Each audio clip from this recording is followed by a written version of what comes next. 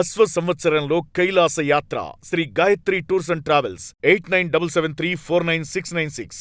Welcome to its UTV. నేను మీ నాగరాజ్ బైర్శెట్టి. ఈరోజు మన అతిథి పేర్ని వెంకటరామయ్య అలియాస్ పేర్ని నాని గారు మనతో ఉన్నారు. సార్ నమస్తే. సార్ నమస్తే. 2019 నుంచి 24 వరకు వైఎస్ఆర్ కాంగ్రెస్ పార్టీ హయాంలో, ఆ ప్రభుత్వ హయాంలో అసలు అంతా ఇంత అని మాట్లాడిన వాళ్ళు అంటే బూతు పంచాంగంతో ప్రతిరోజు కూడా ప్రత్యర్థి నాయకులపై కావచ్చు, సాక్షాత్ చంద్రబాబు నాయుడు గారి మీద పడిపోయే నాయకులంతా కూడా ఈరోజు పక్కకి తప్పుకుంటే ఒక్క పేర్ని నాని గారే ఎందుకు ఈరోజు ప్రతి విషయం పైన స్పందిస్తున్నారంటే ఏం చెప్తారు? అంటే మీరు ఈరోజు జగన్ గారి గుడ్ లుక్స్లో ఉండాలని చేస్తున్నారా, లేదంటే పార్టీ మిమ్మల్ని గుర్తించింది కాబట్టి నా వంతు సహాయ సహకారాలు ఒక సైనికుడిగా నేను చేయాలని అనుకుంటున్నారా? ఫస్ట్ థింగ్, ఎవరు పక్కకు జరగలేదు, అందరూ మెయిన్ స్ట్రీమ్లో ఉన్నారు. ఎవరి పాత్రలు పోషిస్తున్నారు. పార్టీ అప్పచెప్పినటువంటి కొన్ని ఫ్రంట్ లైన్లో పాత్రలు కొన్ని తీసుకుంటే వెనకాల బ్యాక్ ఆఫీస్ పాత్రలు కొన్ని ఉన్నాయి. నాయకుడు ఏ బాధ్యత చెప్తే ఆ బాధ్యతలు అందరూ ఉన్నారు. ఎవరు జగన్మోహన్ రెడ్డి గారితో తిరిగేవాడు ఎవడు కూడా పారిపోయేవాడు ఎవడు ఉండడు. Okay sir. Sir, second issue ఏంటంటే, నాకేదో ఆశించి నేను తిరగటం అంటే అది హాస్యాస్పదం. ఓకే. నేను అంటే ఎమ్మెల్యే అయిపోయింది, మినిస్టర్ చూసేసాను, నేను పొడి చేయనయ్యా అంటున్నాను. ఇక నాకేదో ఆశించి చేస్తున్నానంటే ఆశించి చేస్తే రాజకీయాలు ఎందుకు అవుతాయండి? అదేం అవదు. కానీ అల్టిమేట్గా నాయకుడి మీద ఇష్టంతో, నాయకుడి మీద ప్రేమతో చేయటమే 100%.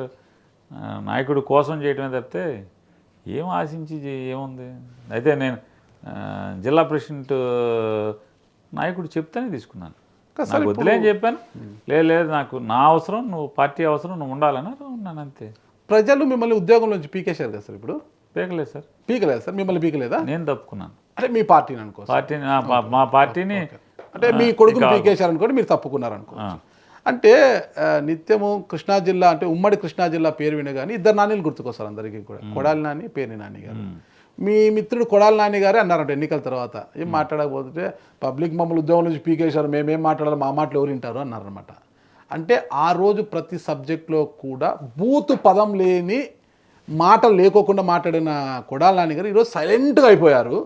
కానీ పేర్ని నాని గారు మాత్రం ఈరోజు మాట్లాడుతున్నారు. అలా తీసుకుని ఒక్క కొడాలి నాని గారే కాదు, వల్లభనేని వంశీవాస్ వారు కూడా అట్లాగే మాట్లాడారు. జైలుకి వచ్చిన తర్వాత ఆయన రూపమే మారిపోయింది, మళ్ళీ మనసు కూడా మార్చుకున్నారేమో, ఆయన సైలెంట్ అయిపోయారు. నందిగం సురేష్ అలాగే అయిపోయారు. పెద్దిరెడ్డి రామచంద్రారెడ్డి గారు కూడా చాలా సైలెంట్ అయిపోయారు. ఎక్కడ కూడా ఏమి, మౌనమే మంచిది అనుకున్నారు. అప్పుడప్పుడు మాట్లాడే మార్గాన్ని భరత్ కూడా ఇప్పుడు అప్పుడప్పుడు ఆచితూచి మాట్లాడుతున్నారు. ఎవ్వరు కూడా ఇంకా అప్పుడైతే వైసీపీ సపోర్టు తీసుకొని బూరగడ్డ అనిలు, అసలు ఆయన పదజాలానికి ఇంకా డిక్షనరీలో ఎదిగినా కూడా అర్థాలు దొరకవు అనమాట. అలాంటి పదజాలంతో రెచ్చిపోయిన బూరగడ్డ అనిలు కూడా సైలెంట్ అయిపోయారు. మరి ఈరోజు అధికార కూటమి పైన ఇలా మాట్లాడని జగన్ గారి ఆదేశాలతోనే మీరు మాట్లాడుతున్నారు. వాళ్ళందరికీ ఏం ఆదేశాలు ఇవ్వలేదు సార్?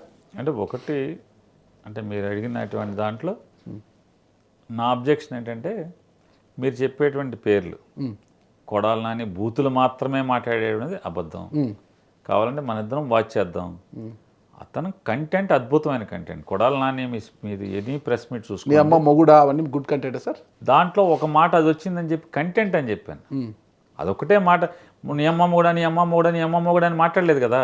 కంటెంట్ మాట్లాడుతూ అది కూడా మాట్లాడాడు.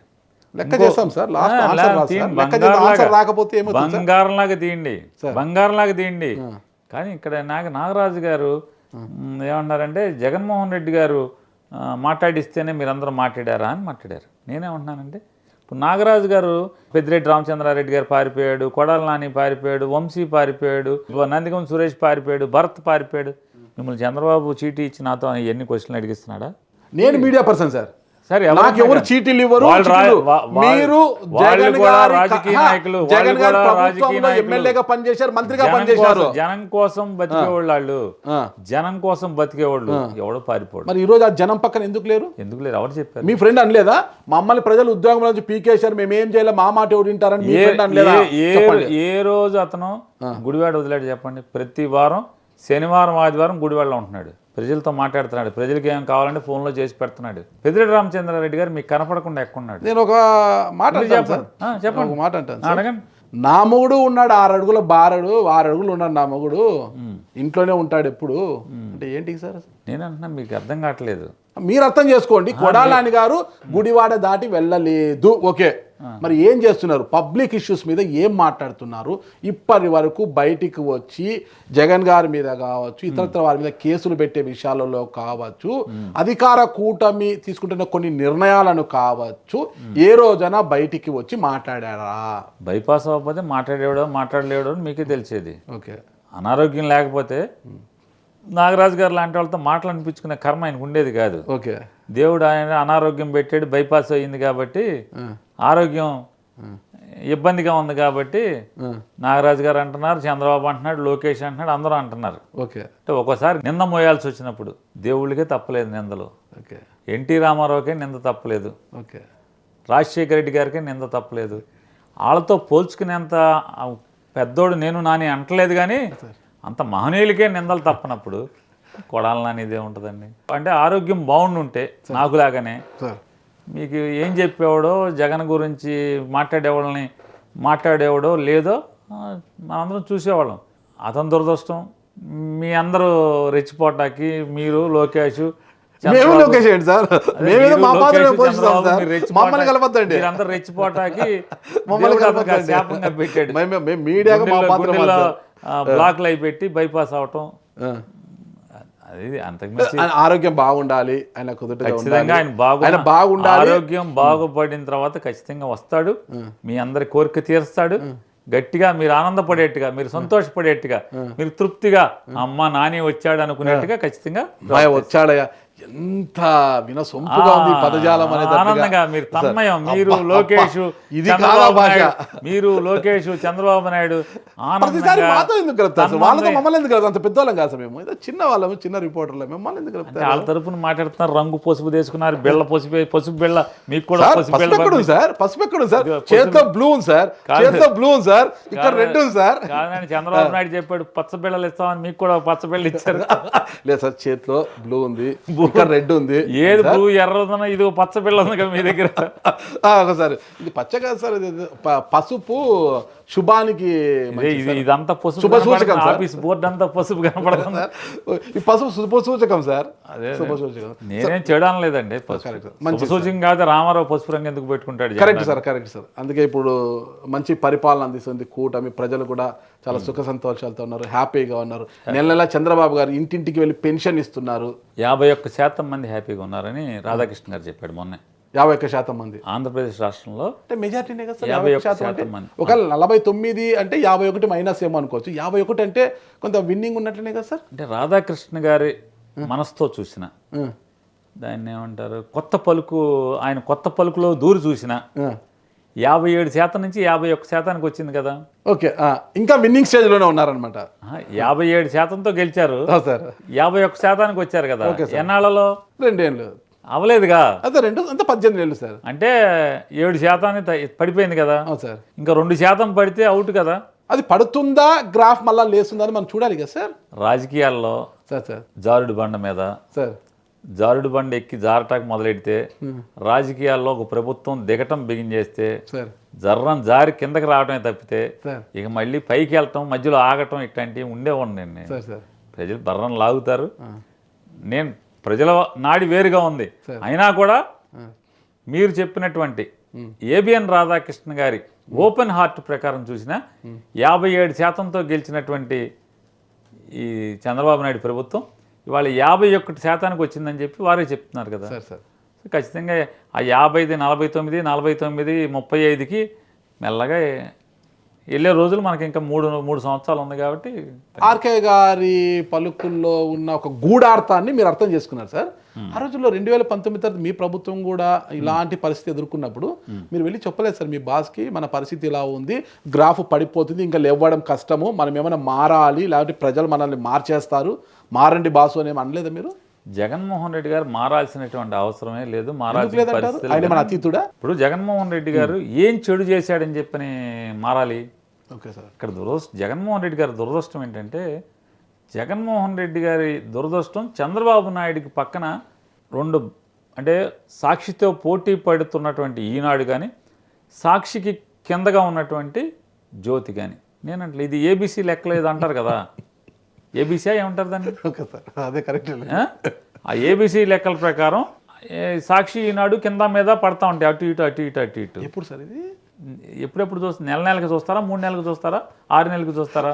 అది నాకు తెలియదు. కానీ సాక్షి వచ్చిన తొలి నాళ్ళల్లో మీరు చెప్పింది సార్, ఈనాడు సాక్షి పడుతూ లేచాయి, ఆంధ్రజ్యోతి అటు దూరంగా ఉంది. ఇప్పుడు మీ దగ్గర ఏబిసి ఆడిట్ రిపోర్ట్ నాతో లేవు సార్. ఇప్పుడు లేకుండా మీ దగ్గర ఉన్నాయి సార్? ఎవరు? మీ దగ్గర ఉన్నాయి? నేను చదివాను మొన్నే. అరే నేను కూడా చదివాను సార్. చదివించి చూపించాలిగా. మీరు అంటున్న మీ పత్రిక ఎక్కడో ఉంది, 6 టాప్ లో ఉన్నాయి అని నేను కూడా చదివాను సార్. చదివాను సార్. నేను చంద్రబాబు నాయుడు, లోకేష్, పవన్ కళ్యాణ్ మేము రాజకీయ నాయకులం సార్. మాకు సిగ్గు ఎక్కువ ఉండదు సార్. మా నోటికి వచ్చింది మాట్లాడతాం సార్, మా నోటికి వచ్చిన లెక్కలు చెప్తాం సార్. కానీ మీరు అది కాదు. Okay sir. మీరు అది కాదు. Okay sir. మీరు టపామని కాగితం నా మొహాన్ని కొట్టాలి. ఓకే ఓకే ఇదిగో అని. Correct sir, correct. నేను ఒప్పుకుంటా. మీరు ఎట్ట కొడతారు? నేను లేదు కదా. Okay sir. మాట్లాడతాక లేదు కదా. అంటే ఇప్పుడు మీరు కూడా మీరు అన్న 2 పదాలతో నాకు చంద్రబాబు నాయుడుకి, పవన్ కళ్యాణ్కి, లోకేష్ నాయుడుకి ఉన్న స్వేచ్ఛ, అబద్ధాలు ఆడేంత స్వేచ్ఛ మీకు లేదు. అది నేను ఒప్పుకుంటాను సార్. మీకు ఉండదు అది. Correct sir.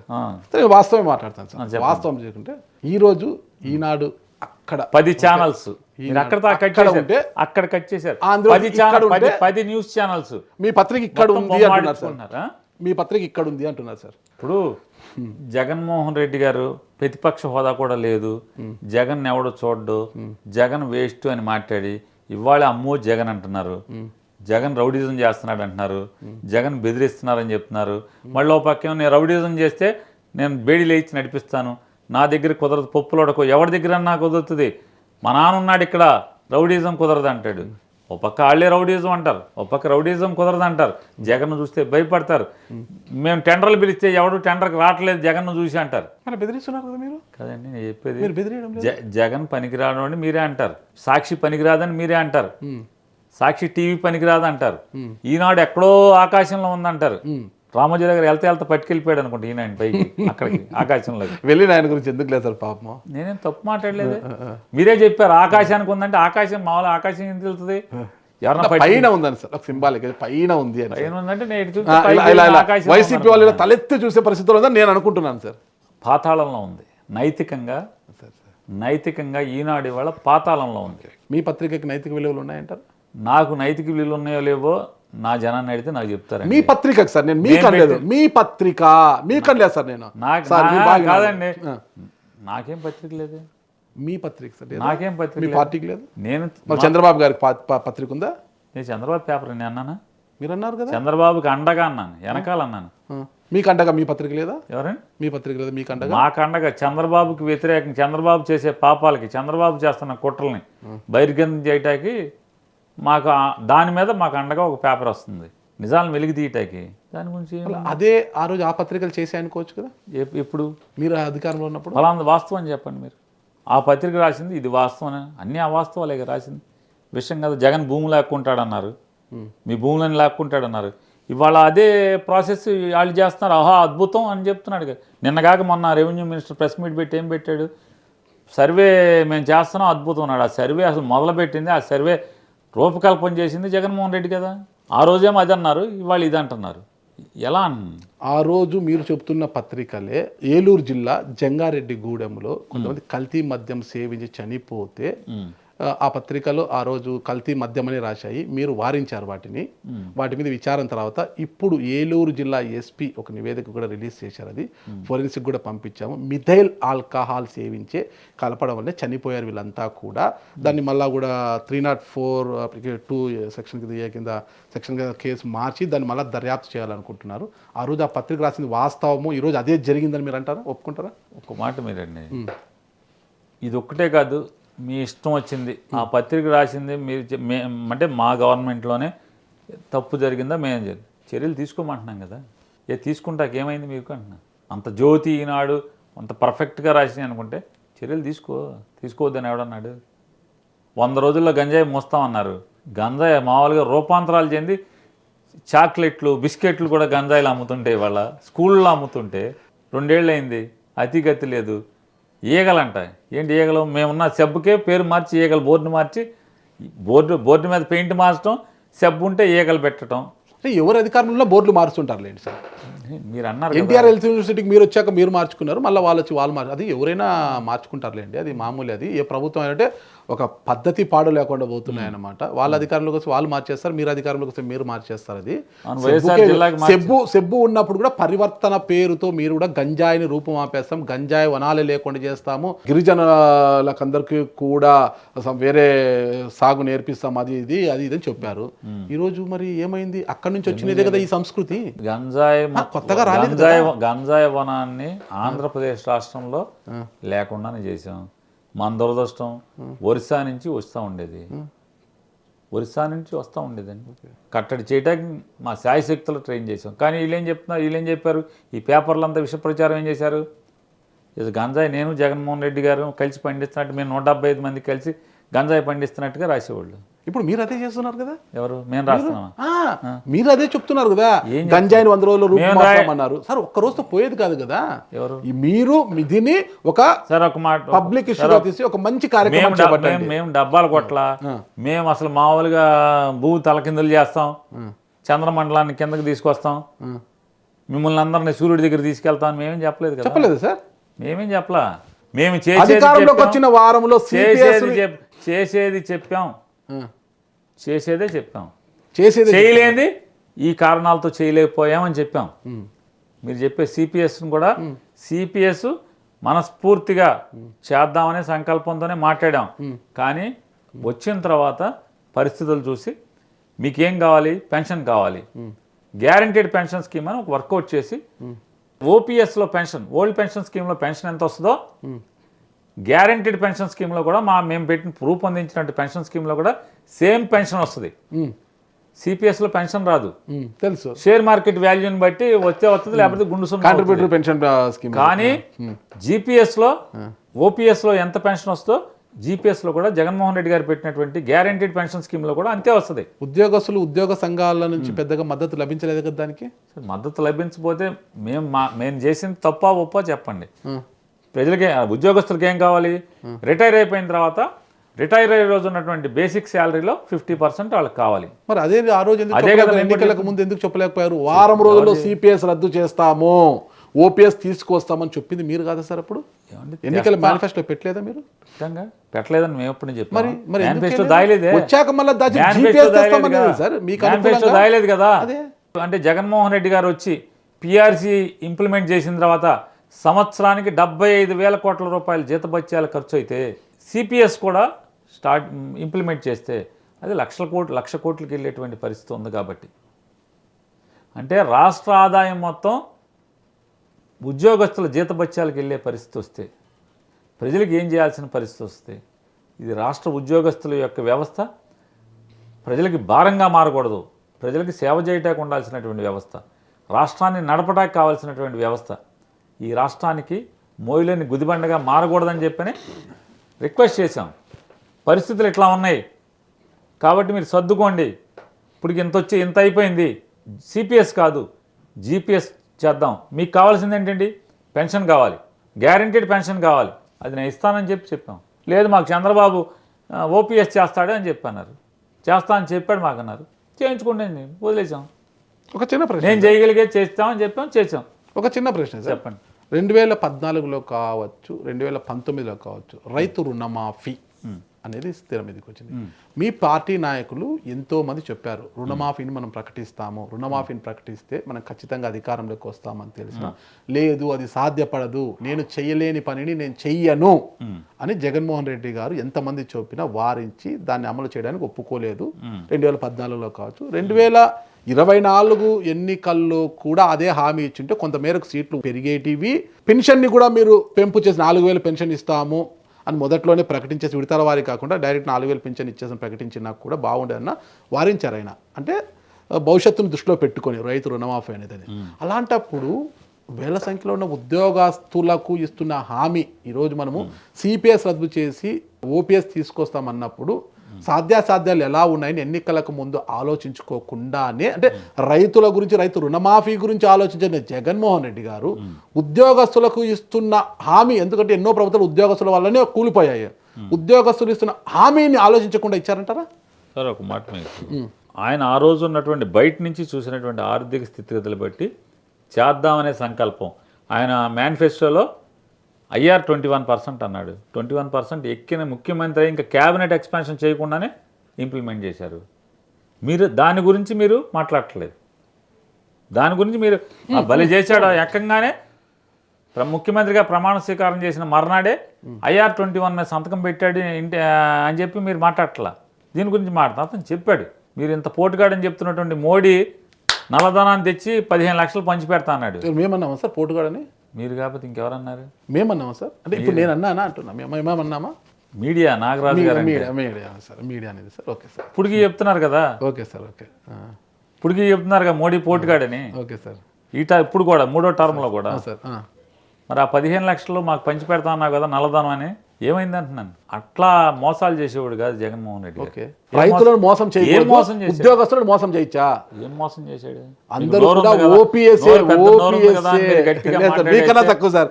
ఓపీఎస్ఏ కావాలని అందరూ ఆకాంక్షిస్తే జీపీఎస్ కు ఉద్యోగ సంఘాల నుంచి వచ్చిన అంటే రైతు ఉద్యోగస్తులకైతే అంటే పదం ఓపీఎస్కి సిపిఎస్కి జీపీఎస్కి డిఫరెన్స్ ఏంటని చెప్పండి.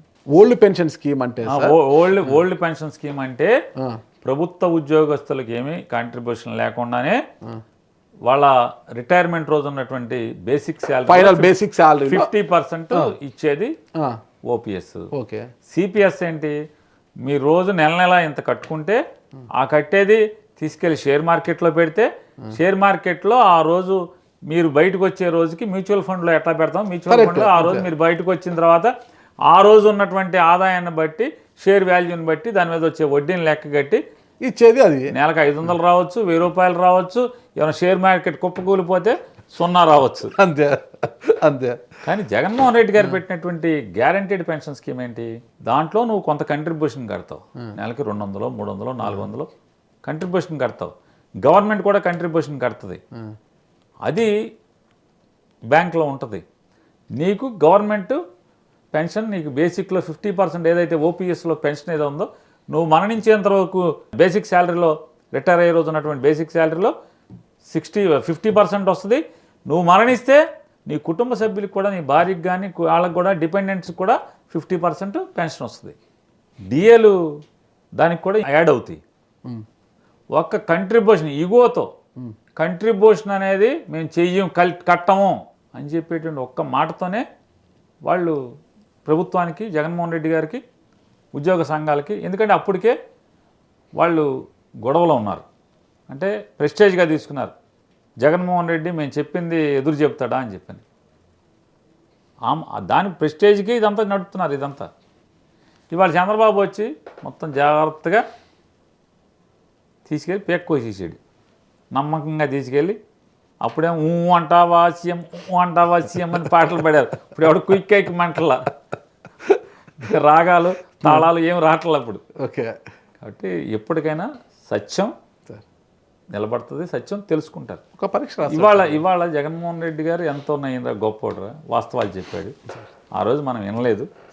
జీపీఎస్ అని పవన్ కళ్యాణ్ చంద్రబాబు కలిసి మేము మీకు అందలం ఎక్కిస్తామని చెప్పారు, మీకు ఏం కావాలంటే చేస్తామని చెప్పారు, మేము పెన్షన్ ఓపీఎస్ ఇచ్చేస్తామని చెప్పారు. ఇంతవరకు పీఆర్సీ వేయలే. అడుగు డిమాండ్ చేస్తే కూడా పీఆర్సీ వేయలే.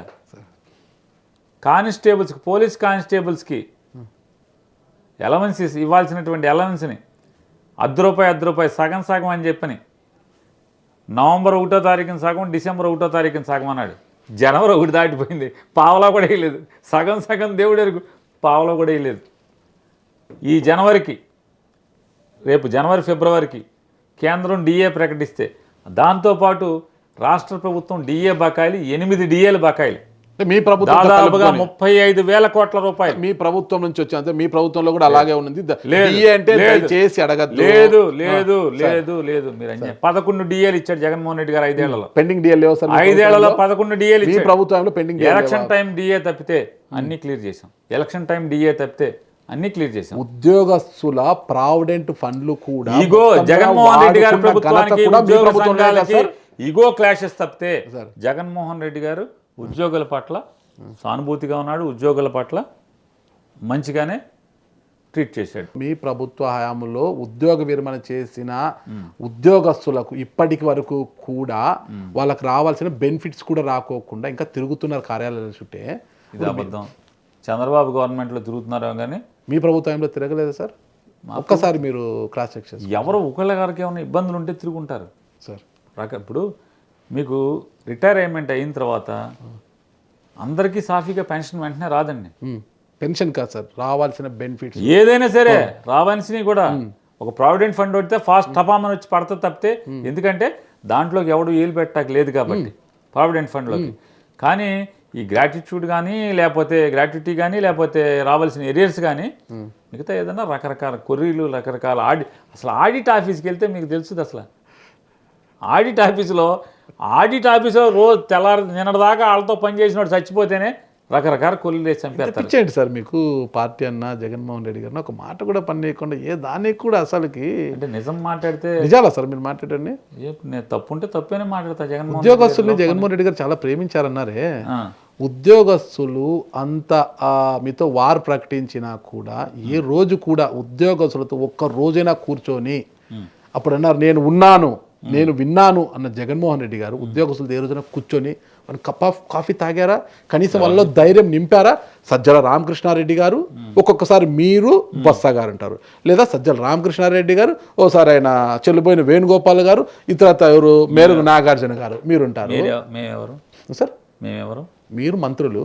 సజ్జల గారు ఎవరు? ఏమండి? సజ్జల గారు సీఎం అడ్వైజర్. ప్రభుత్వ విధానాల్లో పని ఏంటి సార్? ఎందుకు ఉండదు? సీఎం అడ్వైజర్ అంటే రాష్ట్ర ప్రభుత్వ పరిపాలన గురించి రాజకీయ వ్యవహారాల గురించి సీఎం గారికి మాత్రమే సలహాలు సూచనలు ఇవ్వాలి సార్.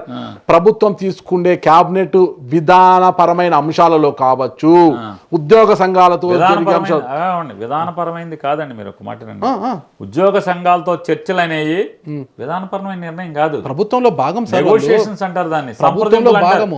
రాజకీయ సలహాదారుడికి ఉద్యోగ సంఘాలతో ఆన్ పేరోల్ అఫీషియల్ జీవో రాజకీయ సలహాదారుడు కాదు అతను. ఓకే, మీరే అన్నారు జగన్మోహన్ రెడ్డి గారు సలహాదారుడు అన్నారు కదా. రాజకీయ సలహాదారుడు అని ఎవరు చెప్పారు? ఏ సలహాదారుడు అయినా మళ్ళీ ఉద్యోగస్తులకు సంబంధించి ఆయన సలహాదారుడు. ఓకే, జీవో ఉందా సార్? అది ఉద్యోగ సంఘాలకు సంబంధించిన సలహాదారుడు సజ్జల రామకృష్ణారెడ్డి గారు జీవో మీతో ఉందా? జీవో నా దగ్గర లేదు సార్. అంటే రాజకీయ నాయకులు అబద్ధాలు ఆడతారని అన్ని చెప్పారు ఇప్పుడే మీరు, అలా ఇది కూడా అది అబద్ధంలో ఒకటి. నేను చంద్రబాబు నాయుడు, పవన్ కళ్యాణ్, లోకేష్ నాయుడు, ఓకే, నేను నలుగురు అబద్ధాలు. లాస్ట్ మళ్ళీ అదేంటది అండి? నేను పవన్ కళ్యాణ్, చంద్రబాబు నాయుడు, లోకేష్ నాయుడు ఏంటి? లోకేష్ అనొచ్చు కదా, మరి ఆ తోకెందుకు తగిలిస్తారు? నాయుడు లేదా? నాయుడు ఉంది, ఖరే నాయుడు అని వాళ్ళు చెప్పుకోవట్లేదు కదా. లోకేష్ నాయుడు అని ఎక్కడ చెప్పుకోవడం లేదు కదా. లోకేష్ బాబు అంటారు, లోకేష్ అంటారు, చంద్రబాబు నాయుడు అంటారు. మళ్ళా బాబు ఎవరికి అవసరం? అతనితో అవసరాలు ఉన్నాడికి బాబు. నాగరాజు గారు అవసరాలు ఉన్నాయి ఏంటి? నాకైతే ఏం లేదు. మరి బాబు అంటున్నారు మీరు? నేనే లోకేష్ బాబు అని కొంతమంది అంటారు అంటున్నా. లోకేష్ అంటారు, లోకేష్ బాబు అంటారు కొంతమంది అంటున్నా. నేనేమి ఏ రోజు అన్నమ్మా అని బాబు కనిపిస్తే నమస్తే సార్ లోకేష్ సార్ అంటాము. మీకు ఎక్కడ వినపడిందో నాకు తెలియదు. అంటుంటారు లోకేష్ బాబు అంటారు, అదే అవసరం లోకేష్ అంటారు. సినిమా హీరోలు కాల్ షీట్లు కావాలనుకోండి, బాబు బాబు అది అది ఓకే సార్. ఆ బాబులు వేరే సార్, కాల్ షీట్ కావాలి కాబట్టి ఇక్కడ కూడా పని కావాలి కాబట్టి పని నాకైతే సార్ ఎవరితో ఏ పని ఉండదు. నేను ఒక జర్నలిస్ట్ గా ఉంటాను, నాకు ఉండేది ఒకటే పని. పేరుని నాని గారైనా ఇంకోరైనా సార్ నాకేమైనా ఒక ఇంటర్వ్యూ ఇస్తారా అడగదు. లోకేష్ బాబు నేనలేదు, కొంతమంది లోకేష్ అంటారు, లోకేష్ బాబు అంటారు కొంతమంది అని అని అంటున్నా నేను అని నేను వినపడ్డాను. లోకేష్ బాబు గారు అని అంటారనమాట, అది వినపడ్డాను. అసలు విషయం పక్కకు పోతుంది. చెప్పండి. మేము నలుగురు బాగా అబద్ధాలు ఆడతామని చెప్తున్నాను. మీరు కూడా అందులో భాగస్వామి. నేనైతే వాస్తవాలే మాట్లాడతారు అనుకున్న పేరు నాని కదా. లేదు, మేము నలుగురు బాగా బరిదిగించి అబద్ధాలు ఆడతాం. చంద్రబాబు నాయుడు, పవన్ కళ్యాణ్, లోకేష్, నేను. ఓకే ఓకే, అబద్ధాలు అయితే ఫిక్స్. మీరు మేమన్నా మీరు అది అబద్ధాలు అయితే ఫిక్స్. మీరు జగన్మోహన్ రెడ్డి గారు కాదు. అబద్ధాలు ఆడినా కూడా వాళ్ళని ప్రజలు ఆదరించి కుర్చీలో కూర్చోపెట్టారు. మరి ఇప్పుడు మీరు అబద్ధాలు ఆడుతున్నారు కదా. నన్ను కూడా 3 సార్లు ఆదరించారు. ఇప్పుడు వాళ్ళ అధికారంలో ఉన్నారు సార్. ఉంటే ఏంటండి పడరా? ఏంటి పడరా? పడతారని మీకు ఉన్న ఆశ ఏమన్నా ఉందా? మీరు ఆశ కాదు సార్, మీరు రాసి పెట్టుకోండి, పడతాం ఖాయం, పడిపోతున్నాం సార్. మీరు అధికారంలోకి రావాలి అంటే గతంలో చేసిన మన తప్పులు ఏంటివి, మనం ఏం చేయాలి, ఇంకా ఏం చేస్తే బాగుంటుంది అనే ఆలోచన వదిలిపెట్టి కూటమి పై ప్రజలకు ఉన్న వ్యతిరేకతే మమ్మల్ని గెలిపిస్తుంది అన్న ఒక ధోరణిలో మీరు ముందుకు పోతున్నారంటే ఏమంటారు? నేనేమంటానంటే, మీకు మా మీద చిన్న చూపు మేమంటే కడుపు మంట ఉండి ఇట్లా మాడుతున్నారు కానీ 164 ఎమ్మెల్యే సీట్లు ఇచ్చి 175లో అరే మాకు ఇచ్చిన వాగ్దానం అమలు చేయండిరా, మాకు మా సంక్షేమం గురించి, మా పిల్లల చదువు గురించి, మా ఆరోగ్యం గురించి గొప్ప పరిపాలన అందించండి, ఈ రాష్ట్రాన్ని బాగు చేయండి అని చెప్పని ప్రజలు అధికారం ఇస్తే రోజు జగన్మోహన్ రెడ్డి గారిని తిడతా, జగన్మోహన్ రెడ్డి గారి చుట్టూ ఉన్న ఎట్ట జైల్లో వేస్తా అంటే వాళ్ళ గురించి మీకు తేడా కనపడతలా, వాళ్ళ తప్పులు కనపడతలా. మేమంటే మా తప్పులు సరి చేసుకోకపోతాం ఏంటి? మా తప్పులు ఏం చేసి నువ్వు పలానా తప్పు చేసావు, ఇది సరి చేసుకోలేదు ఈ రోజు కూడా ఒక మాట చెప్పండి. పార్టీని పూర్తిగా పక్కన పెట్టి క్యాడర్ని, కార్యకర్తల్ని పూర్తిగా విస్మరించి పక్కన పెట్టేశారు. 2019 ఎన్నికల్లో ఒక్కో కార్యకర్త ఒక సైనికుడిలా పనిచేసి తాను ఓటేయడంతో పాటు మరో 10 మందితో ఓట్లు వేయిస్తే ఆ కార్యకర్తను పక్కన పెట్టేసి పక్కన పెట్టండి ఏం చేశారు? కార్యకర్తలకు ఏం చేశారు ఒక్కటి చెప్పండి మీరు. అదొక మాట. సచివాలయం తీసుకొచ్చారు, ఉద్యోగ కల్పన కల్పించారని ఒప్పుకుంటా. కార్యకర్తలకు ఏం చేయాలంటున్నారు మీరు ఒకసారి చెప్పండి. కార్యకర్తల సంక్షేమం కోసం ఏం చేశారంటున్నా? ఏం చేయాలి ఒక మాట. ఏమి వద్దు, వాళ్ళకి లాభదాయకంగా ఏమొద్దు. ఏ రోజన్నా ఒక కార్యకర్తను కలిసి లేదా ఒక జిల్లాకు వెళ్ళి కార్యకర్తల మీటింగ్ పెట్టి నేను ఉన్నాను, నేను విన్నాను, మీకు నేను ఉన్నానన్న ఒక భరోసా జగన్మోహన్ రెడ్డి గారు ఏ రోజున ఇచ్చారా? నేను విన్నాను, నేను ఉన్నాను అని చెప్పని అనటమే కాదు, జగన్మోహన్ రెడ్డి గారు ఏ జిల్లాకి, ఏ అసెంబ్లీ నియోజకవర్గానికి ఆయన వెళ్ళినా కూడా అక్కడ ఉన్నటువంటి దాదాపుగా 3 నుంచి 400-500 మంది కార్యకర్తల్ని అందరినీ మాట్లాడుతూ హెలికాప్టర్ ఎక్కే ముందే అందరితో మాట్లాడి ప్రతి ఒక్కరితో పేరు పేరున పలకరించి వాళ్ళతో ఫోటో దిగి తనకి ఏమైనా అవసరం ఉందేమో మాట్లాడి కనుక్కున్న తర్వాత మాత్రమే మధ్యాహ్నం 1:30కి 2ంటికి పబ్లిక్ మీటింగ్ అయిపోతే కూడా సాయంత్రం 4-5 దాకా కూడా అదే ఊర్లో కార్యకర్తలను కలిసి వెళ్ళాడు. ఏ ఊర్లో అయినా ఆయన. ఓకే సార్, ఏ ఊర్లో అయినా. జగన్మోహన్ రెడ్డి గారు రాముడు అయితే మీరు హనుమంతుడు సార్, మేము ఒప్పుకుంటాము. మరీ ఇంత శుద్ధ అబద్ధాలు వద్దు సార్. కార్యకర్తలని విస్మరించారా లేదా? ఎక్కడ చెప్పండి, ఏ రోజైనా మీటింగ్ పెట్టారా? ప్రతి చోట అధికారంలోకి వచ్చిన రోజు నుంచి కార్యకర్తకు ఒక పని అయిందా? కార్యకర్త, నేను వైసీపీ కార్యకర్తను ఎక్కడికైనా వెళ్ళగలిగాడా? వినండి, ఇక్కడ మీరు ఎంతసేపు వాళ్ళు విషం జిమ్ముతుంటే మీరు బురద జిమ్ముతున్నారు సార్. ఓకే, మా మీద రైట్. కానీ వాస్తవం కార్యకర్తలకి మీరు అంటున్నారు సచివాలయాలు తెచ్చారు, వాలంటీర్లు తెచ్చారని. ఎన్నికల ముందు ప్రతి పాదయాత్రలో జగన్మోహన్ రెడ్డి గారు మీటింగ్ చెప్పాడు. ప్రతి సచివాలయంలో, ప్రతి ఊర్లో సచివాలయం పెడతాను, వాలంటీర్లను పెడతాను, ప్రతి పథకం మీ ఇంటికి వచ్చేట్టు చేస్తాను, ప్రతి పథకం ప్రభుత్వం నుంచి రావాల్సినటువంటి ప్రతి పథకం కానీ, ప్రభుత్వ ఆలోచనలు కానీ, లేదా ప్రభుత్వం నుంచి రావాల్సిన సర్టిఫికెట్లు కానీ ప్రజలకి హక్కుగా పొందేట్టుగా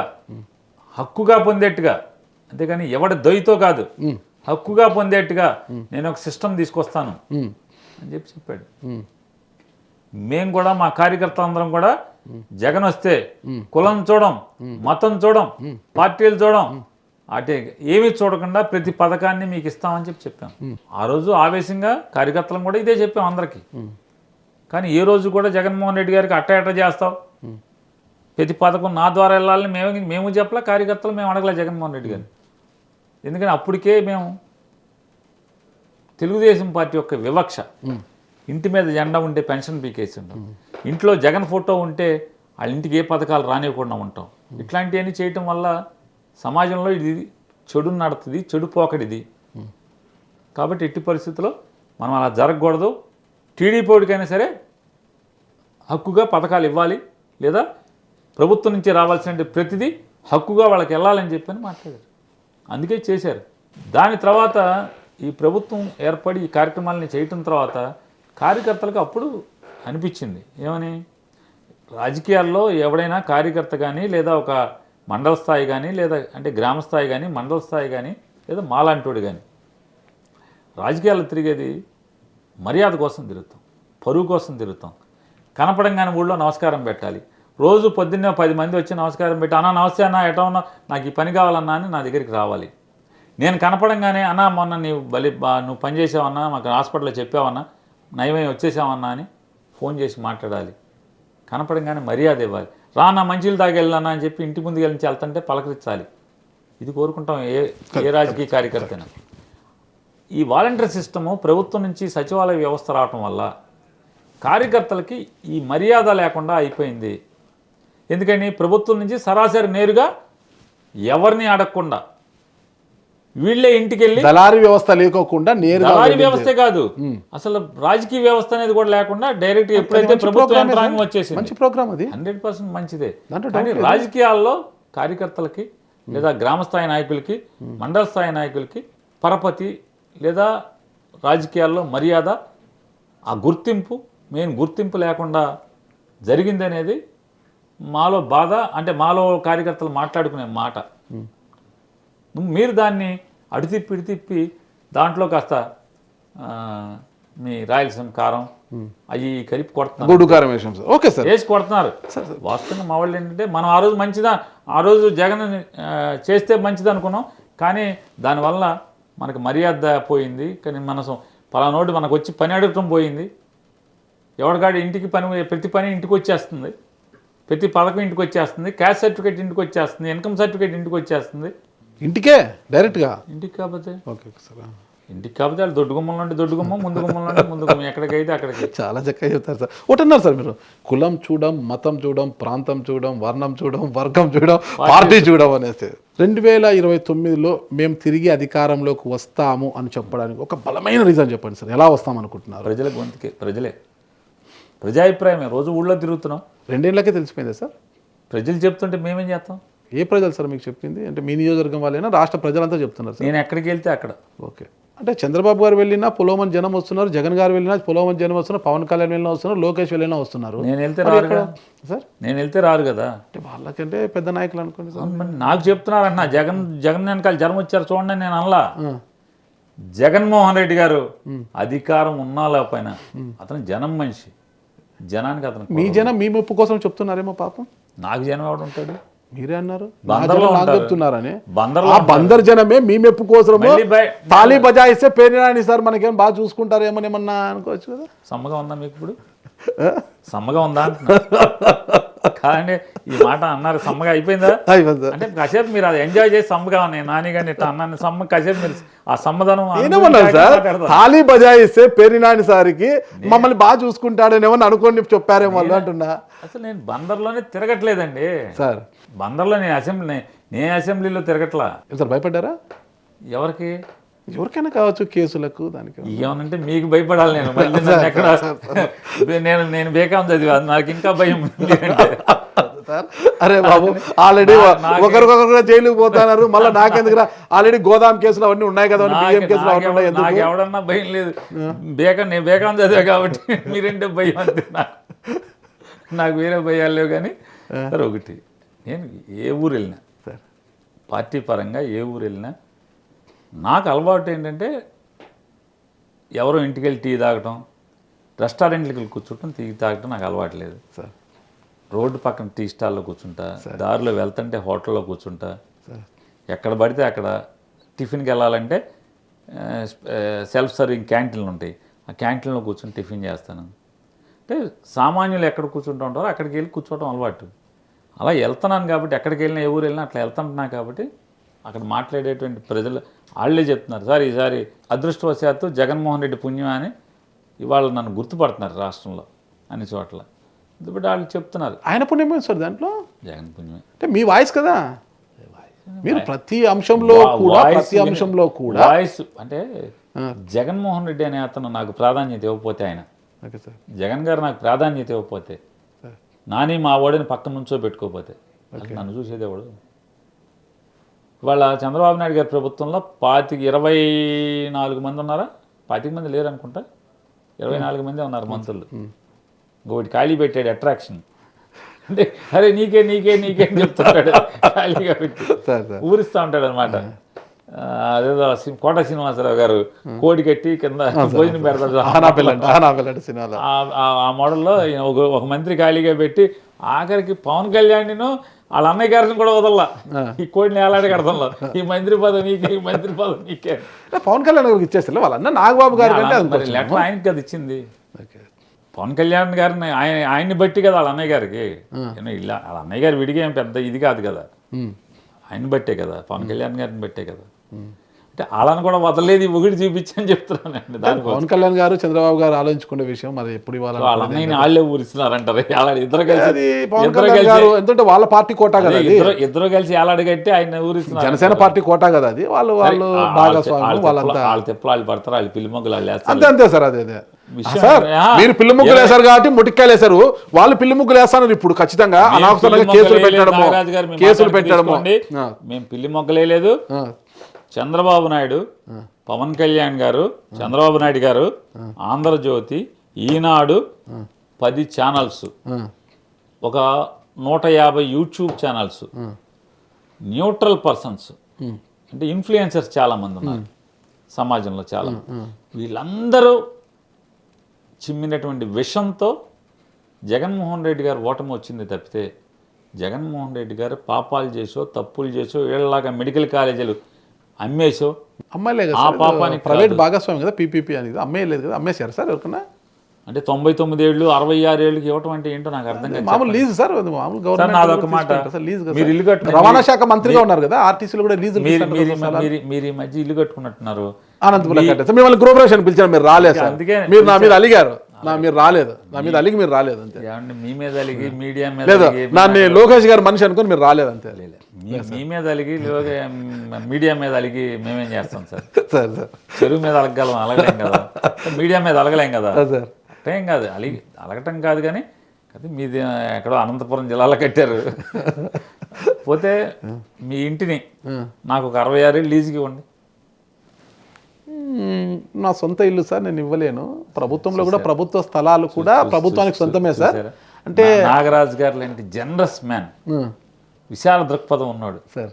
అంత ముందు మాటలాగిపోయి అంటే అండి నా సొంత ఇల్లు అండి, అయ్యా సొంతపడి కష్టపడి కట్టుకున్న ఇల్లు.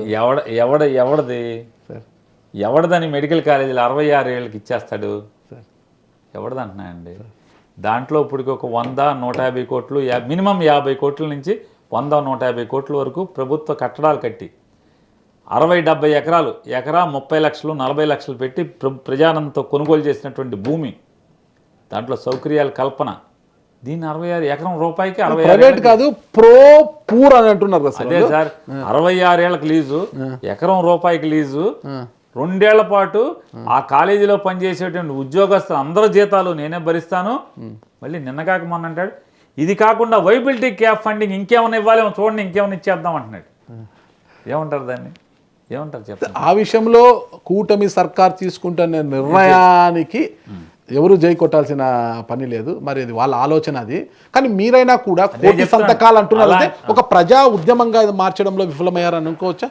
అది ప్రజా ఉద్యమమే సార్. ఎలా అవుతుంది సార్? ప్రతి చోట మీ పార్టీ జెండాలు మీరు కట్టుకొని పోతున్నారు తప్పితే గ్రామీణ ప్రాంతాల్లోకి వెళ్ళి పీపీపీ అంటే ఏంటి సార్ సార్ సార్ సార్ ఎక్కడో ఒక సర్కిల్లో కూర్చొని, టెంట్లు వేసుకుని ఒక సర్కిల్లో కూర్చొని అటుగా పోయే వాళ్ళని ఇటుగా పోయే వాళ్ళని పిలిపించి సంతకాలు పెట్టండి చెప్తున్నారు తప్పితే ఎక్కడైనా ఇటీవల కాలంలో మీ పార్టీ పదవులు చాలా ఇచ్చారు, చాంతాడంత ఇచ్చారనమాట. ఒక్కొక్కటి సీసీ మెంబర్స్, ఎస్సీసీ మెంబర్స్ అని అధికార ప్రతినిధులను ఇచ్చారు. పనిచేసి అంతా ముఠామేసులు అయిపోయినారు పార్టీలో. కూలీలు మాత్రం లేరు పాపము. పార్టీ నిర్మాణం మళ్ళీ బాగా చేద్దాము, గోడలకంతా నెర్రలు ఉన్నాయి గోడలు, దీన్ని మళ్ళా ప్లాస్టింగ్ చేస్తామనడానికి కూలీలు లేరు, మొత్తం ముఠామేసులే. గ్రామాల్లోకి వెళ్ళి పీపీపీ అంటే ఇదేనైనా 2004 ఎన్నికలకు ముందు అక్కడ యూజర్ ఛార్జెస్ ఉండేటివి నాయన ప్రభుత్వ ఆసుపత్రులలో. మనం ఆసుపత్రులకు వెళ్తే మనతో డబ్బులు వసూలు చేసి ఓపీ కార్డు డబ్బులు వసూలు చేసేవారు. రాజశేఖర రెడ్డి వచ్చిన తర్వాత వాటన్నిటిని రద్దు చేసి ప్రభుత్వ ఆసుపత్రులు అంటే ప్రజల ఆసుపత్రులు అని వాటిని అందరూ రూపుమాపిన వ్యవస్థ, అది మంచి వ్యవస్థను తీసుకొచ్చారు. మళ్ళీ ఇప్పుడు అలాంటిది రాబోతోందేమో అనే విధంగా మీరు ప్రజల్లో ఒక అవగాహన కార్యక్రమాలు చేయడం కానీ ఎక్కడైనా సదస్సులు నిర్వహించడం చేశారా? మీరు అనుకోవడం ఒకరోజు వెళ్ళడము, టెంట్లు వేసుకోవడము, సంతకాలు పెట్టించుకోవడం అని జగన్మోహన్ రెడ్డి గారు పిలుపునిచ్చింది. దాని తర్వాత జిల్లాలలో, నియోజకవర్గాల్లో ర్యాలీలు, జెండాలు పట్టు, కలెక్టర్లకు విన్నపాలు, గవర్నర్కు విన్నపాలు. ఇవి తప్పితే ఏం చేశారు సార్? మీరు ఎక్కడైనా వెళ్ళారా సార్? మీ స్పీచ్ అయిపోయింది సార్, బ్రహ్మాండం ఇచ్చాను సార్ స్పీచ్ అయిపోయింది కదా సార్. నన్ను కూడా చెప్పండి సార్. మేము 1 కోటి మంది సంతకాలు సేకరించాం. అంటే సంతకాలు అంటే వాళ్ళ అభిప్రాయాన్ని సేకరించాం. రైట్. అభిప్రాయాన్ని సేకరించిన దాంట్లో గవర్నర్ గారికి కూడా ఆయనకి సాఫ్ట్ కాపీ CD ఇచ్చాం సార్. కోటి మందిలో మీరు తీసుకుని ర్యాండమ్గా మీరు కలిసి అడగండి. ఓకే సార్, వైఎస్ఆర్ మీరు పార్టీ వాడు మీ ఆత్మ సాక్షిగా ప్రభుత్వ- చెప్పండి, yes. ఎక్కడైనా టెంట్లో మీరు కూర్చోంటే ఎవరితో లాగబోయాడు ఇక్కడ రానా వచ్చి సంతకం పెట్టు అంటే పేర్ని నాని గారి కోసం సంతకం పెట్టింటే ఆ కాపీలో సంతకం పెడితే ప్రతి పాయింట్ను కూడా వాళ్ళు చూసుకొని సంతకం పెట్టారు అని మీరు ఆత్మసాక్షిగా చెప్పగలరు, చెప్పండి సార్. ఆత్మసాక్షిగానే చెప్తున్నాను సార్ ప్రతి వాళ్ళకి మెడికల్ కాలేజీతో పాటుగా, మెడికల్ కాలేజీ అనుకుంటున్నారేమో, మెడికల్ కాలేజీతో పాటుగా మన ఆసుపత్రిని కూడా అమ్మకానికి పెట్టేస్తున్నాడు. అమ్మకం అంటే 66 ఏళ్ల పాటు ప్రభుత్వ ఆసుపత్రిలో హక్కుగా ఉచితంగా ఇవ్వాల్సినటువంటి వైద్యాన్ని యూజర్ ఛార్జీల పేరుతో ప్రైవేట్ ఆసుపత్రిలాగా డబ్బులు వసూలు చేస్తారు అని చెప్పేది చెప్పుకొచ్చాం. పార్టీ సానుభూతి పరులు కాకుండా సామాన్యమైన ప్రజలు న్యూట్రల్గా ఉండేవాళ్ళు మీరే విఘ్నులు. మీరు ఆలోచించండి, కామెంట్ చేయండి. ఈ విషయంలో మీరందరూ కూడా కోటి సంతకాలలో మీరు ఉంటే మీ సంతకం ఉంటే ఆ మొత్తం కూడా ఆ పత్రాన్ని అంతా కూడా పూర్తిగా ఇలా చదివి పాయింట్ టు పాయింట్ చదివి సంతకాలు పెట్టారా లేదన్నది కూడా కామెంట్ రూపంలో తెలియజేయండి. మీరు చెప్పండి సార్. అలా మేమేం పాపాలు చేయలేదు కదా. పాపం అనడం లేదు సార్, నేను వినండి, ప్రజా ఉద్యమాన్ని అది కాదు. తీసుకొచ్చి వాళ్ళలాగా ప్రజల ఆస్తుల్ని అమ్మేసి మేము దోచుకోవటం, మేము బాగుపడటం ఏం చేయలేదు కదా అంటున్నాను. మేము చేసింది ఏంటంటే ఈ రాష్ట్రానికి మంచి చేసే ప్రయత్నం చేసాం. ఎన్ని ఇబ్బందులున్నా కోర్టుల ద్వారా చంద్రబాబు నాయుడు మమ్మల్ని ఎన్ని ఇబ్బందులు పెడుతున్నా సరే మేము మంచి చేయటే ప్రయత్నం చేస్తూ ఆపకుండా చేసుకుంటూ వెళ్తాకే ప్రయత్నం చేస్తూ వచ్చాం. ఎక్కడ ఎంత కూడా ఆసక్తి కోల్పోకుండా, ఎంత కూడా నిరుత్సాహపడకుండా చేసుకుంటానే వచ్చాం. మీరు మంచి చేయాలని ప్రయత్నించారు సార్. ఎన్నికల మూమెంట్లో మీకు చాలా ప్రమాదకరంగా మారింది సార్. ల్యాండ్ టైటిలింగ్ యాక్ట్ ఒకటి, రైతుల పాసు పుస్తకాలపై జగన్మోహన్ రెడ్డి గారి బొమ్మలా, ఇది రైతులకు మంచి చేయడమా సార్? జగన్ వాళ్ళ ఆస్తుల మీద నా బొమ్మ ఉండాలి కానీ ఆయన బొమ్మ ఏంటి సార్? నారా చంద్రబాబు నాయుడు గారు ఉన్నప్పుడు క్యాస్ట్ సర్టిఫికెట్, మీ ఇన్కమ్ సర్టిఫికెట్ అన్నిటి మీద ఫోటోలు ఉండేవి. చెప్పండి సార్. ఆఖరికి మీ ఎన్కంబరెన్స్ సర్టిఫికెట్ మీద కూడా చంద్రబాబు నాయుడు గారి ఫోటో ఉండేది సార్. మీ సేవలో మీరు ఏ సర్టిఫికెట్ ప్రభుత్వం నుంచి వచ్చినా సార్ అటన్నిటి మీద చంద్రబాబు నాయుడు గారి ఫోటో ఉండేది. ఓకే. అప్పుడు లేని తప్పు సార్, మీ ఆస్తి మీద ఒక మంచి గొప్ప ఆలోచనని ఇంప్లిమెంట్ చేస్తున్నారు సార్. ఎవరికండి? ఈ రాష్ట్రంలో మీరు ఆస్తి కొనుక్కుంటే మీ కష్టార్జితంతో రూపాయి పోగు చేసుకుని కష్టార్జితంతో ఆస్తి కొంటే, మీ ఆస్తి కొన్నటువంటి తర్వాత అది లిటిగేషన్ అవుద్దో తెలియదు, లేదో తెలియదు. ప్రభుత్వం నాగరాజు గారు ఆస్తి కొనుక్కున్నాడు, ఎస్ ఇది నాగరాజు గారిదే అని ఎండార్స్ చేసి చెప్పలేనటువంటి దౌర్భాగ్యం వాళ్ళు మన రాష్ట్రంలో, మన భారతదేశంలో ఉంది. అదొకటే కాదు, నాగరాజు గారి సరిహద్దు రాయిని పీక్కుపోతే రాత్రిపూట మళ్ళీ ఆ సరిహద్దు వచ్చి పాతాలంటే ఎన్ని సమస్యలు. ఇవాళ అటువంటిది ఏమి లేకుండా కొత్త సిస్టమ్ తీసుకురావటం, లాంగిట్యూడ్ లాటిట్యూడ్ అంటే జీపీఎస్ ద్వారా సరిహద్దుల్ని నిర్ణయించడం. మీరు ఎవడు రాయి పీక్కున్నా, అర్ధరాత్రి పీకినా, పగల పీకినా, చీకట్లో పీకినా నష్టం ఏం లేదు. ఎప్పుడు కావాలంటే అప్పుడు ఆ జీపీఎస్ ఇన్స్ట్రుమెంట్ తీసుకొస్తే మీ సరిహద్దులు భూమి మీద పట్టుకునే పరిస్థితి, భూమి మీద మనం వేసుకునే పరిస్థితి. అంత గొప్ప సిస్టమ్ తీసుకొస్తే ఆ రోజు విషం చిమ్మిన నోటితోనే ఇవాళ అదే గొప్పది అని చెప్పి నిన్నగాక మొన్న రెవెన్యూ మినిస్టర్ ప్రెస్ మీట్ పెట్టి మాట్లాడతాడు. రెవెన్యూ సెక్రటరీ ఇద్దరు కూర్చొని జగన్మోహన్ రెడ్డి గారు మొదలుపెట్టిన సర్వేనే కదా వీళ్ళు కొనసాగిస్తున్నది ఇప్పుడు.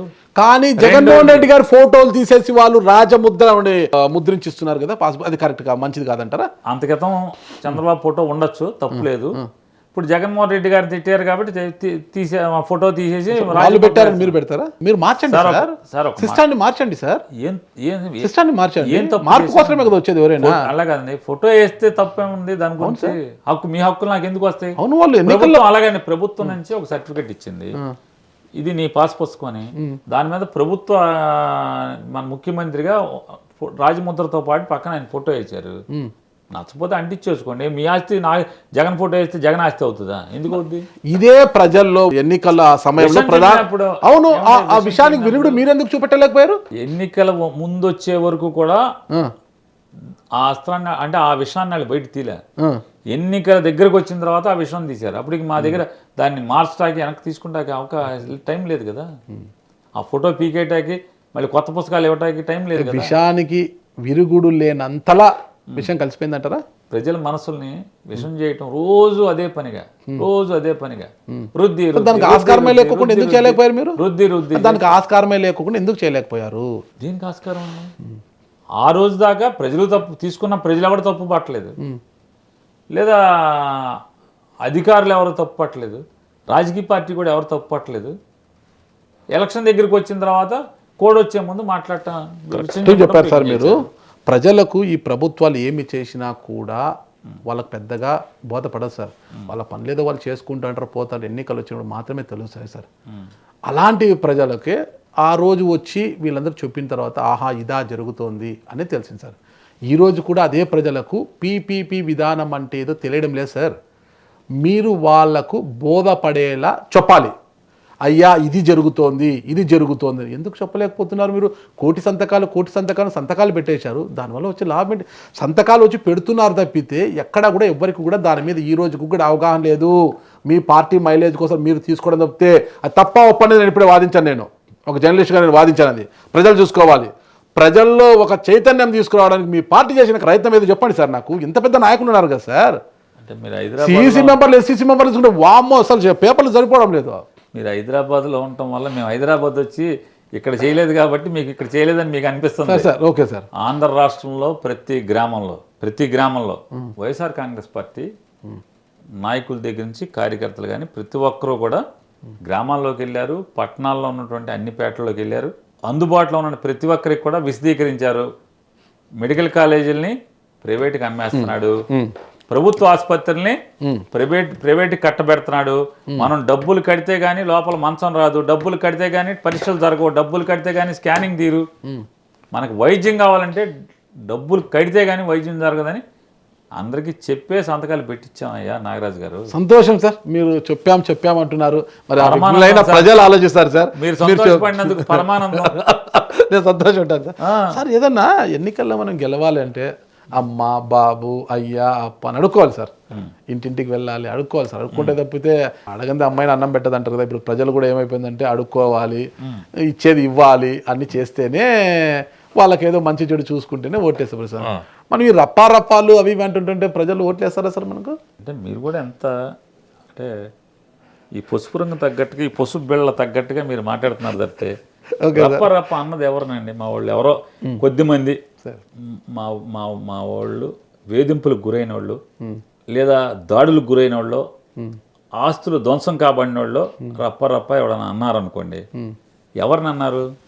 ప్రజలను అన్నదా? ఎంత అన్యాయంగా దుర్మార్గంగా మీరు మాట్లాడతారండి. ప్రజలను అన్నదే. Okay okay. YSR Congress party వాడిని ఎవరైతే వేధిస్తున్నారో, ఎవరైతే తప్పుడు కేసులు పెట్టి లోపల అరెస్ట్ చేయిస్తున్నారో, ఎవరైతే ఇళ్ల మీదకి వచ్చి దాడులు చేస్తున్నారు, ఆస్తులు ధ్వంసం చేస్తున్నారు, కార్లని మోటార్ సైకిల్ని పెట్రోల్ పోసి రాత్రిపూట అంటించేయటం, పోలీస్ స్టేషన్కి వెళ్తే కేసు తీసుకోపోవటం, దుర్భాషలాడుతూ అవమానపరుస్తున్నారు, ఆ చేసే వాళ్ళందరినీ కూడా అరే రప్ప జాగ్రత్త అని మాట్లాడారు. అయినా కూడా మా వాళ్ళకి చెప్తున్నాం రోజు, అరే వద్దురా తప్పిది, సమాజం మన మెచ్చదు, రప్ప ఎందుకు, మనం కూడా సిట్టేద్దాం, మనం కూడా ఏదో ఒక శేఖర్ బాబు వస్తాడు, లేదా ఏదో అశోక్ బాబు కిషోర్ బాబు వస్తాడు, మనకు కూడా ఖచ్చితంగా ఈ బ్యాచ్ ఎవడెవడైతే ఉన్నారో ఈ దుర్మార్గులు దుష్టులు ఈ రాక్షసులు వీళ్ళందరినీ చట్టం మేరకు శిక్షిద్దాం రా అని చెప్పి మా వాళ్ళు చెప్తాం. మా వాళ్ళు కూడా అందుకే రప్ప మానేశారు. ఆ బాధ ఉన్నప్పుడు తిరుగుబాటు అప్పుడు మాట్లాడారు, రే నువ్వు నన్ను కొట్టావు కదా రేపు నీ సంగతి చూస్తారా అని మాట్లాడారు. అంతే. అంటే అది అలా అనబాకండి. సమాజం మెచ్చదు, రప్ప ఏమొద్దు, మన సిట్ ఉంది, శేఖర్ బాబు వస్తాడు, లేదా మన కిషోర్ బాబు వస్తాడు, సిట్ వేద్దాము, చట్టం మేరకు అందరినీ కూడా శిక్షిద్దాము ఓకే అని మాట్లాడుతున్నాం. Correct sir. అంతే. ఇప్పుడు రప్ప అంటే ప్రజలు అనకపోయినా ఒక వ్యవస్థలో మేము వస్తే రప్ప అన్నప్పుడు ఆ ఇష్యూస్ జరిగినప్పుడు దాంట్లో డిస్టర్బ్ అయ్యేది, ఎఫెక్ట్ అయ్యేది సమాజంలో ఉన్న ప్రజలే సార్. ఓకేనా? ఆ ప్రజలను ఒక భయభ్రాంతులకు గురి చేసేలాగా రప్పాలు ఇవన్నీ అంటే ప్రజలు ఏమనుకుంటారు సార్? వీళ్ళు వస్తే వీళ్ళ కక్ష సాధింపుల కోసం వీళ్ళకి అధికారంలోకి రావాలనుకుంటున్నారా? మనల్ని ఉద్ధరించడానికి ప్రజాపాలన తీసుకురావడానికి అధికారంలోకి రావాలనుకుంటున్నారని ప్రజలు ఆలోచించారా సార్? జగన్ వస్తే మన పని అంటే ప్రజల పని మీద ఉంటాడు, ప్రజలను బాగు చేయటాకే ఉంటాడు, ఈ రాష్ట్రాన్ని బాగు చేయటాకే ఉంటాడు. ఎవడైతే తెలుగుదేశం వాళ్ళు తన్నులు తిన్నారో, తెలుగుదేశం వాళ్ళు దుర్మార్గంగా వాళ్ళు ఇల్లు కూలగొట్టారో, ఆస్తులు ధ్వంసం చేశారో, వాళ్ళని తప్పుడు కేసులు పెట్టి లోపల వేయించారో, ఎవరైతే తెలుగుదేశం వాళ్ళందరూ ఎవరైతే ఓవర్ యాక్షన్ చేసి వాళ్ళని అవమానాలు వాళ్ళు చూసుకుంటారు. మా సంగతి జగన్ చూసుకుంటాడని ప్రజలకు మంచి స్థిరమైన అభిప్రాయం ఉంది సార్. మీరేం వరి అవ్వద్దు సార్. సార్ సంతోషం సార్. అబ్బాయి వరి అవ్వక మీరు. జగన్ అంటే జనం, జనం అంటే జగన్ సార్, నేను ఒప్పుకుంటాను సార్. మాస్ లీడర్ దాంట్లో డౌట్ లేదు సార్. జగన్ గారికి ప్రజల మీద చాలా ప్రేమ సార్. వారి సంక్షేమం కోసమే బటన్లు నొక్కి పెట్టారు. పాపం వాళ్ళు మాత్రం ఏమి నొక్కారో మనకు అర్థం కావడం లేదు. పాపం ఎన్నికల్లో ఏమి నొక్కారో మనకేం అర్థం కావడం లేదు. తెలుసు, మనకేం తెలుసు. అది సార్ నాకు తెలుసు సార్, అందుకే చెప్తాను. నాకు తెలుసు సార్, అందుకే రాహుల్ గాంధీ గారు రోజు మాట్లాడుతున్నాడు పార్లమెంట్ లో అక్కడ ఇక్కడ. మోడీ గారికి తెలుసు ఎవడు బటన్ ఎవడు నొక్కాడో అంతా ఆయన చూసుకున్నాడు. అది మనకు తెలుసు సార్, అది ఏం నొక్కారు ఏం కదా మనకు తెలుసు. దాని గురించి మాట్లాడేది పెద్దోని కాదు, పెద్ద జర్నలిస్ట్ కూడా కాదు. నేను మామూలు సాదాసీదా జర్నలిస్ట్. జగన్ వైసీపీ లోకు కాబట్టి మా గురించి ఏదైనా మాట్లాడతారు. మోడీ అంటే భయం కాబట్టి మోడీ అంత పెద్ద అందరూ సమానమే సార్, ఎవరేమి ఇది కాదు సార్. అంటే ఏ రోజైనా కూడా బటన్లు నొక్కుడు తప్పితే ప్రజల మధ్యకు వచ్చి ఏం జరుగుతోంది ఆ జిల్లాలలో కావచ్చు ఏం కావచ్చు అని ఏ రోజైనా కూడా జగన్ గారు ఆరా తీశారా సార్? అసలుకి ఏ రోజైనా ఎప్పుడైనా ఎవరైనా చెప్తే security problems, security reasons sir. Rajasekhara Reddy గారు ముఖ్యమంత్రిగా ఉన్న నిత్యం ప్రజల్లో ఉండేవాళ్ళు. నాకు తెలిసి పొద్దున్న 5 గంటలకు 6 గంటల కింద కూడా ప్రజా దర్బార్ ఇలాంటి కార్యక్రమాలు పెట్టి ఎప్పుడు ఎమ్మెల్యేలతో టచ్లో ఉండేవాళ్ళు, ప్రజలతో టచ్లో ఉండేవాళ్ళు, వచ్చేవాళ్ళంతా పలకరించేవారు. కానీ జగన్మోహన్ రెడ్డి గారు అసలు ఏ రోజైనా ప్రజల్లోకి వెళ్ళారా? ఎన్నికల సమయంలో మాత్రమే. పాదయాత్ర తర్వాత అధికారంలోకి వచ్చిన జగన్మోహన్ రెడ్డి గారు ప్రజలకు నాకు కేవలం బటన్లు మాత్రమే మధ్య ఏమీ అడ్డు లేవు అన్నట్టుగా బటన్లు నొక్కుంటూ వచ్చి సార్ ప్రజలకు ఇచ్చారు. ఆయన నేరుగా ఎలాంటి దళారీ వ్యవస్థ లేకోకుండా ప్రజలకు ఇవ్వాల్సినది ఆయన ఇచ్చుకుంటూ పోయారు. ప్రతిదీ కూడా ఆ డేట్ వచ్చిందానికి మీటర్ నొక్కడము, వాళ్ళ అకౌంట్లోకి డబ్బులు పడ్డము, అది జరిగింది. కానీ ప్రజల డబ్బు ఇస్తేనే సరిపోదు కదా సార్. ఇంట్లో పిల్లలు ఉన్నారు సార్, వాళ్ళకి డబ్బులు ఇచ్చి నేను రోజు నా కొడుకు ఇంత డబ్బులు ఇస్తున్నాను బాగానే ఉన్నాడు అనుకోవడం కదా. అసలు కొడుకు ఎలా ఉన్నాడు, నా కూతురు ఎలా ఉంది, ఇంట్లో నా భార్య ఎలా ఉంది, మా అమ్మాయి ఎలా, అన్నీ ఆలోచించాలి కదా సార్. ప్రజలు ఏమనుకుంటున్నారని ఏ రోజున ఆలోచించారు సార్. ఏమంటే సెక్యూరిటీ రీజన్స్. అది రాజశేఖర రెడ్డి గారికి సెక్యూరిటీ రీజన్స్. ఈరోజు చంద్రబాబు నాయుడు గారు నెల నెల ప్రజల మధ్యకి వెళ్తున్నారు, ప్రోగ్రాములకు వెళ్తున్నారు, ఆయనకు సెక్యూరిటీ రీజన్స్ లేవు. మళ్ళీ ఈ రోజు ప్రతిపక్షంలో ఉన్నారు, ఈ రోజు సెక్యూరిటీ రీజన్స్ సార్. ఈ రోజు ప్రజల్లోకి రావడంలో జగన్మోహన్ రెడ్డి గారు సార్ ఒకటంటే మీ మనసు నుండా ప్రియాక్యుపైడ్ కంటెంట్ ఉన్నప్పుడు సార్ జగన్మోహన్ రెడ్డి గారిని ఏదన్నా సామెతగా ఉంటుంది కదా, రాజును చూసిన కళ్ళతో ఎవరికో మొగుడిని మొట్టబుద్ధి అయింది అన్నట్టుగా డబ్బున్న చంద్రబాబుని చూసి మీకు డబ్బు నాకు ఇస్తారు సార్. ఆయన ఎవరైనా మోజు ఉంటుంది కదా డబ్బున్నోడంటే, అందుకని మీకు మోజు తప్పితే పేదవాళ్ళ మనిషి కాబట్టి జగన్ అంటే మీకు చులకన. జగన్మోహన్ రెడ్డి గారు మీ ఇష్టం చెప్పండి, ఆయన మీరు బటన్ ఒక్కటి తప్పితే ఏం చేయలేదు అంటున్నారు. ఈ రాష్ట్రంలో 46,000 స్కూల్స్లో 16,000 స్కూల్స్ని మార్చి చూపించాడు. వర్షాకాలం వస్తే వానాకాలం చదువులు అనేవాళ్ళు. ఎందుకని? స్కూల్ పైనుంచి కారిపోతూ ఉండేది, వర్షం నీళ్ళు లోపలికి వెళ్ళిపోతూ ఉండేవి, నేల మీద కూర్చొని చదువుకునే కర్మ, చెట్టు కింద కూర్చునే కర్మ. వీటిని మార్చి సార్ చిన్న సబ్మిషన్ సార్. సరే టీడీపీ వాళ్ళు వీళ్ళు ఏమనుకున్నా నాకేం ఇది లేదు, కానీ నేను చెప్తాను సార్. విద్య వైద్యంలో జగన్మోహన్ రెడ్డి గారు తీసుకొచ్చిన సంస్కరణలు నా భూత నా భవిష్యత్తు నేను గ్యారంటీ చెప్తాను సార్, దాంట్లో డౌట్ లేదు. ఓకేనా? రైతుల కోసం ఆర్బీకేలు తీసుకురావడం కావచ్చు, ప్రజల కోసం సచివాలయాలు కావచ్చు, నాడు నేడు కింద ప్రభుత్వ పాఠశాలల యొక్క రూపురేఖలు మార్చడంలో కావచ్చు, పాఠశాల స్కూళ్ళల్లో సిబిఎస్ విధానం ఇంగ్లీష్ మీడియం ప్రవేశపెట్టడము, ప్రతి చోట సిబిఎస్ఈని కూడా తీసుకురావడం అనేది చాలా పెద్ద మార్పు సార్. నేను లేదని లేదు, అది చేస్తేనే సరిపోదు కదా. ఎలా ఉన్నారు ప్రజలు, ఎమ్మెల్యేల పనితీరు ఎలా ఉంది, ఎమ్మెల్యేలు ఏం చేస్తున్నారు, మీరు గడప గడపకు వెళ్ళండి, మేము ఇది ఇచ్చాము సార్, మేము ఇచ్చాము, మీకు అందిందా అనేసి కరపత్రాలు చదవడం పంపించడం కాదు సార్. ఏ రోజున ఆలోచించారా అంటున్నా. నాగరాజు గారు మీ నోటితోనే నాకు నచ్చారు సార్. మీరు రాధాకృష్ణ గారు, రామోజీరావు గారు అబ్బాయి సార్, బిఆర్ నాయుడు గారు, రాధాకృష్ణ గారి ఛానల్లో కోట్లు వేసుకున్న వాళ్ళు మీకులాగానే. జగన్ చేశాడు, ఈ కోట్లే సార్, ఈ కోట్లే అంతే సార్. జగన్ చేశాడు, బాగానే చేశాడు, కానీ ఇంకేదో చెప్తారు. అంటే మీరు ఒక పక్కేమో జనం గురించి పట్టించుకోలేదన్నారు, మీరే చెప్తున్నారు చదువు గురించి పట్టించుకున్నాడు అద్భుతంగా అని, రైతాంగం గురించి పట్టించుకున్నాడని చెప్తున్నారు, ఆరోగ్యం గురించి పట్టించుకున్నాడని చెప్తున్నారు. సార్ 40,000 డాక్టర్లు కానీ పారామెడికల్ సిబ్బందిని కానీ హాస్పిటల్స్లో వైద్య శాఖలో 40,000 మందిని రిక్రూట్ చేశాడు. 40,000 మందిని తనున్న 5 ఏళ్లలో 2 లక్షల పైచిలకు ప్రభుత్వోద్యోగాలు ఇచ్చాడు. 2 లక్షల మందికి ప్రభుత్వ ఉద్యోగాలు ఇచ్చాడు. పైచిలకు మందికి. తను నమ్మేది చదువు, సామాన్యుడికి చదువు అద్భుతంగా నైపుణ్యంతో కూడినటువంటి చదువు నేర్పిస్తే ఇక ఆ కుటుంబం బాగుపడిపోద్ది. దానికి ఏ ప్రభుత్వం అంటే ఏ ముఖ్యమంత్రి ఉన్నా ఎవడేం చేయలేడు. కానీ ఆ పిల్లోడు చదువుకుంటే మాత్రం, ఆ ఇంట్లో పిల్లలు చదువుకుంటే మాత్రం కుటుంబం బాగుపడుతుంది. అంతకు మించి వేరే దారి లేదని నమ్మేవాడు జగన్మోహన్ రెడ్డి గారు కదా. దాన్ని పట్టుకున్నాడు.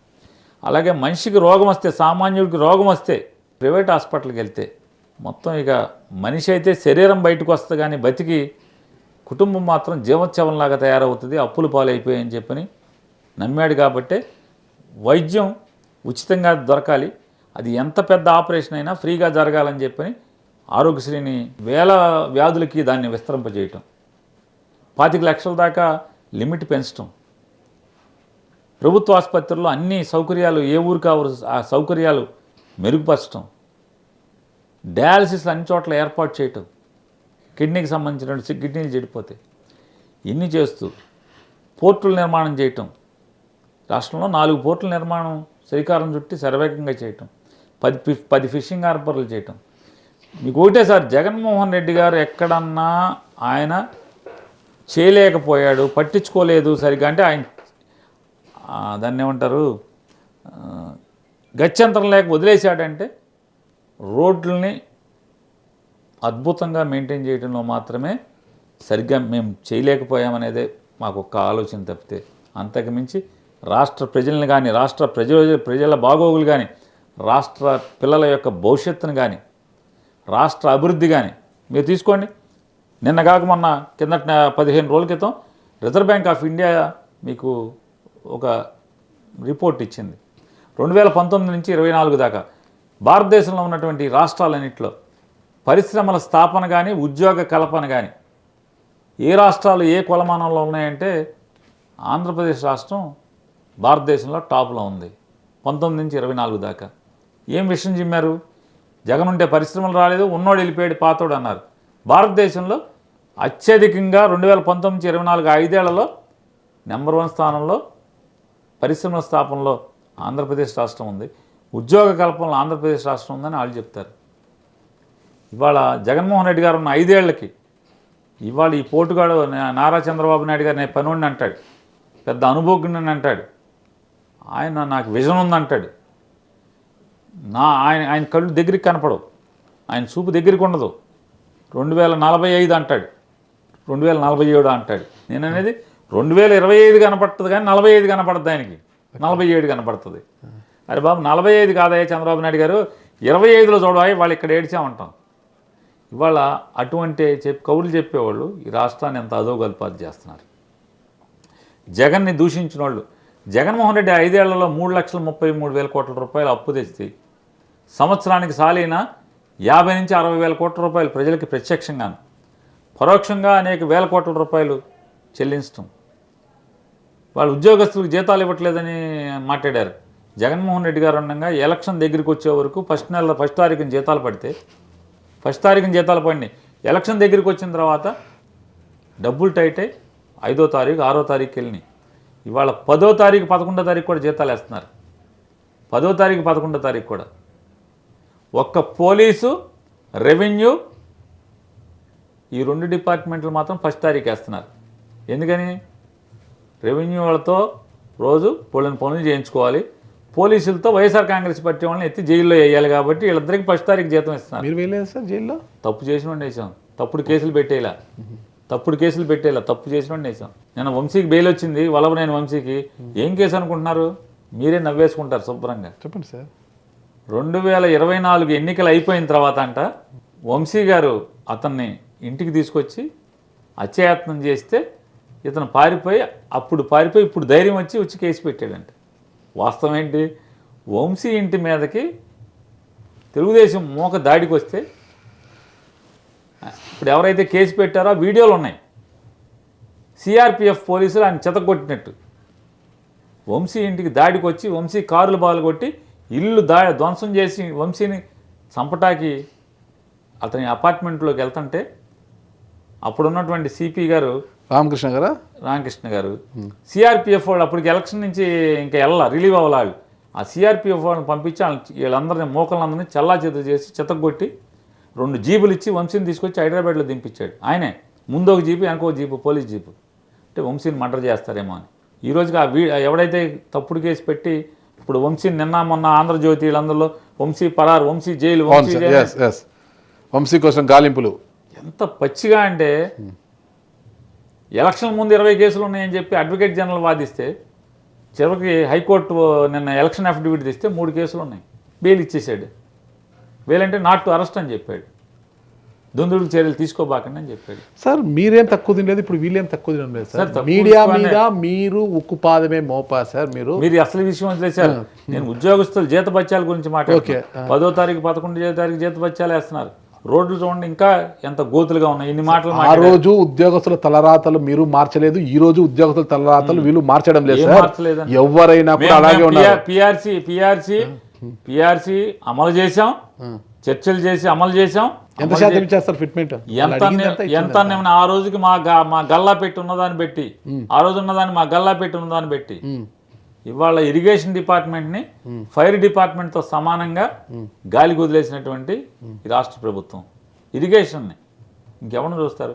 వ్యవసాయ శాఖను వదిలేశారు. అంటే వ్యవసాయం సార్ ఇరిగేషన్లో ఎందుకు చేయలేదు చెప్పండి, ఒకటి చెప్పండి. చూసుకోండి మీ ఇష్టం. రాజశేఖర్ రెడ్డి గారి హయాములో జరిగిన హంద్రీనీవా పనులు రాయలసీమకు ఏదైతే ఒక వరదాయనిగా ఉందో హంద్రీనీవాలో ఒక్క తట్ట మట్టి అనేది పని చేశారా? పెండింగ్ పనులు ఏమైనా చేశారా? గాలేరు నగరి పనులు పట్టించుకున్నారా? వెలుగోడు పూర్తి చేశారా? మా హయాంలో మేము చేయగలిగినంత చేస్తున్నాం. ఎందుకు సార్ పూర్తి చేయలేకపోయారు? అసలు పోలవరం సార్ ఏపీకి జీవనాడిగా ఉన్న పోలవరాన్ని ఏం చేశారు సార్? ఏం చేయకపోతాం? ఏం చేశారు చెప్పండి సార్. చేసిందే మేము. ఇరిగేషన్ పూర్తిగా మర్చిపోయారు కదా పోలవరం చేసిందే సార్. ఇరిగేషన్ పూర్తిగా మర్చిపోయారు. ఇరిగేషన్ గురించి మాట్లాడాలంటే ఒక్క రాజశేఖర రెడ్డి గారు హయామే మాట్లాడాలి మనము. పోలవరం నువ్వేం చేసావని అంటారు. పోలవరం జగన్ ఏం చేశాడంటే పోలవరం కేంద్రం నుంచి నేను కడతానని తెచ్చినటువంటి ఈయన కాఫర్ డ్యామ్ కొట్టుకుపోయింది. ఏమండి స్పిల్వే జరగలేదు. మేము స్పిల్వే పూర్తి చేసాం. మొత్తం స్పిల్వే పూర్తి చేసి డైవర్షన్ ఇచ్చి కాఫర్ డ్యామ్ పూర్తి చేసాం. దీనికి ఏదైతే డయాఫ్రామ్ వాళ్ళు వీళ్ళు చేసినటువంటి పాపం వల్ల అది కొట్టుకుపోతే కేంద్రానికి రాసాం. అయ్యా డయాఫ్రామ్ వాల్ కొట్టుకుపోయింది, అది ఎంత మేర కొట్టుకుపోయింది, ఎంత లోతు కొట్టుకుపోయిందో మీరు కాస్త ఆ పోలవరం మీ ఇరిగేషన్ డిపార్ట్మెంట్ ఏదో ఉంది కదా, ఆ పోలవరం కేంద్రం నుంచి ఒక కమిటీ ఉంది. ఆ కమిటీతో మీరు ఎక్స్పర్ట్ కమిటీని పంపించి దాన్ని చేస్తే మీరు డైరెక్షన్ ఇస్తే ఏం చేయమంటే, ఎందుకంటే అది సెంట్రల్ ప్రాజెక్ట్ కాబట్టి. అది స్టేట్ గవర్నమెంట్ ప్రాజెక్ట్ అయితే మేమే మళ్ళీ ఇంకో 1200 కోట్లు పెట్టి కట్టేసేస్తామని చెప్పేవాళ్ళం. జగన్ గారిని అందరూ మంత్రులు అడిగారు, సార్ ఇవన్నీ ఎందుకు సార్ మనం కట్టేద్దాం కదా అంటే, లేదా సెంట్రల్ చెప్తే కానీ మనం చేయటానికి లేదు, ఇది సెంట్రల్ ప్రాజెక్టు, అది స్టేట్ గవర్నమెంట్ ప్రాజెక్ట్ అయితే మనం చేసేసుకునేవాళ్ళం. లేదు చంద్రబాబు దాన్ని అక్కడి నుంచి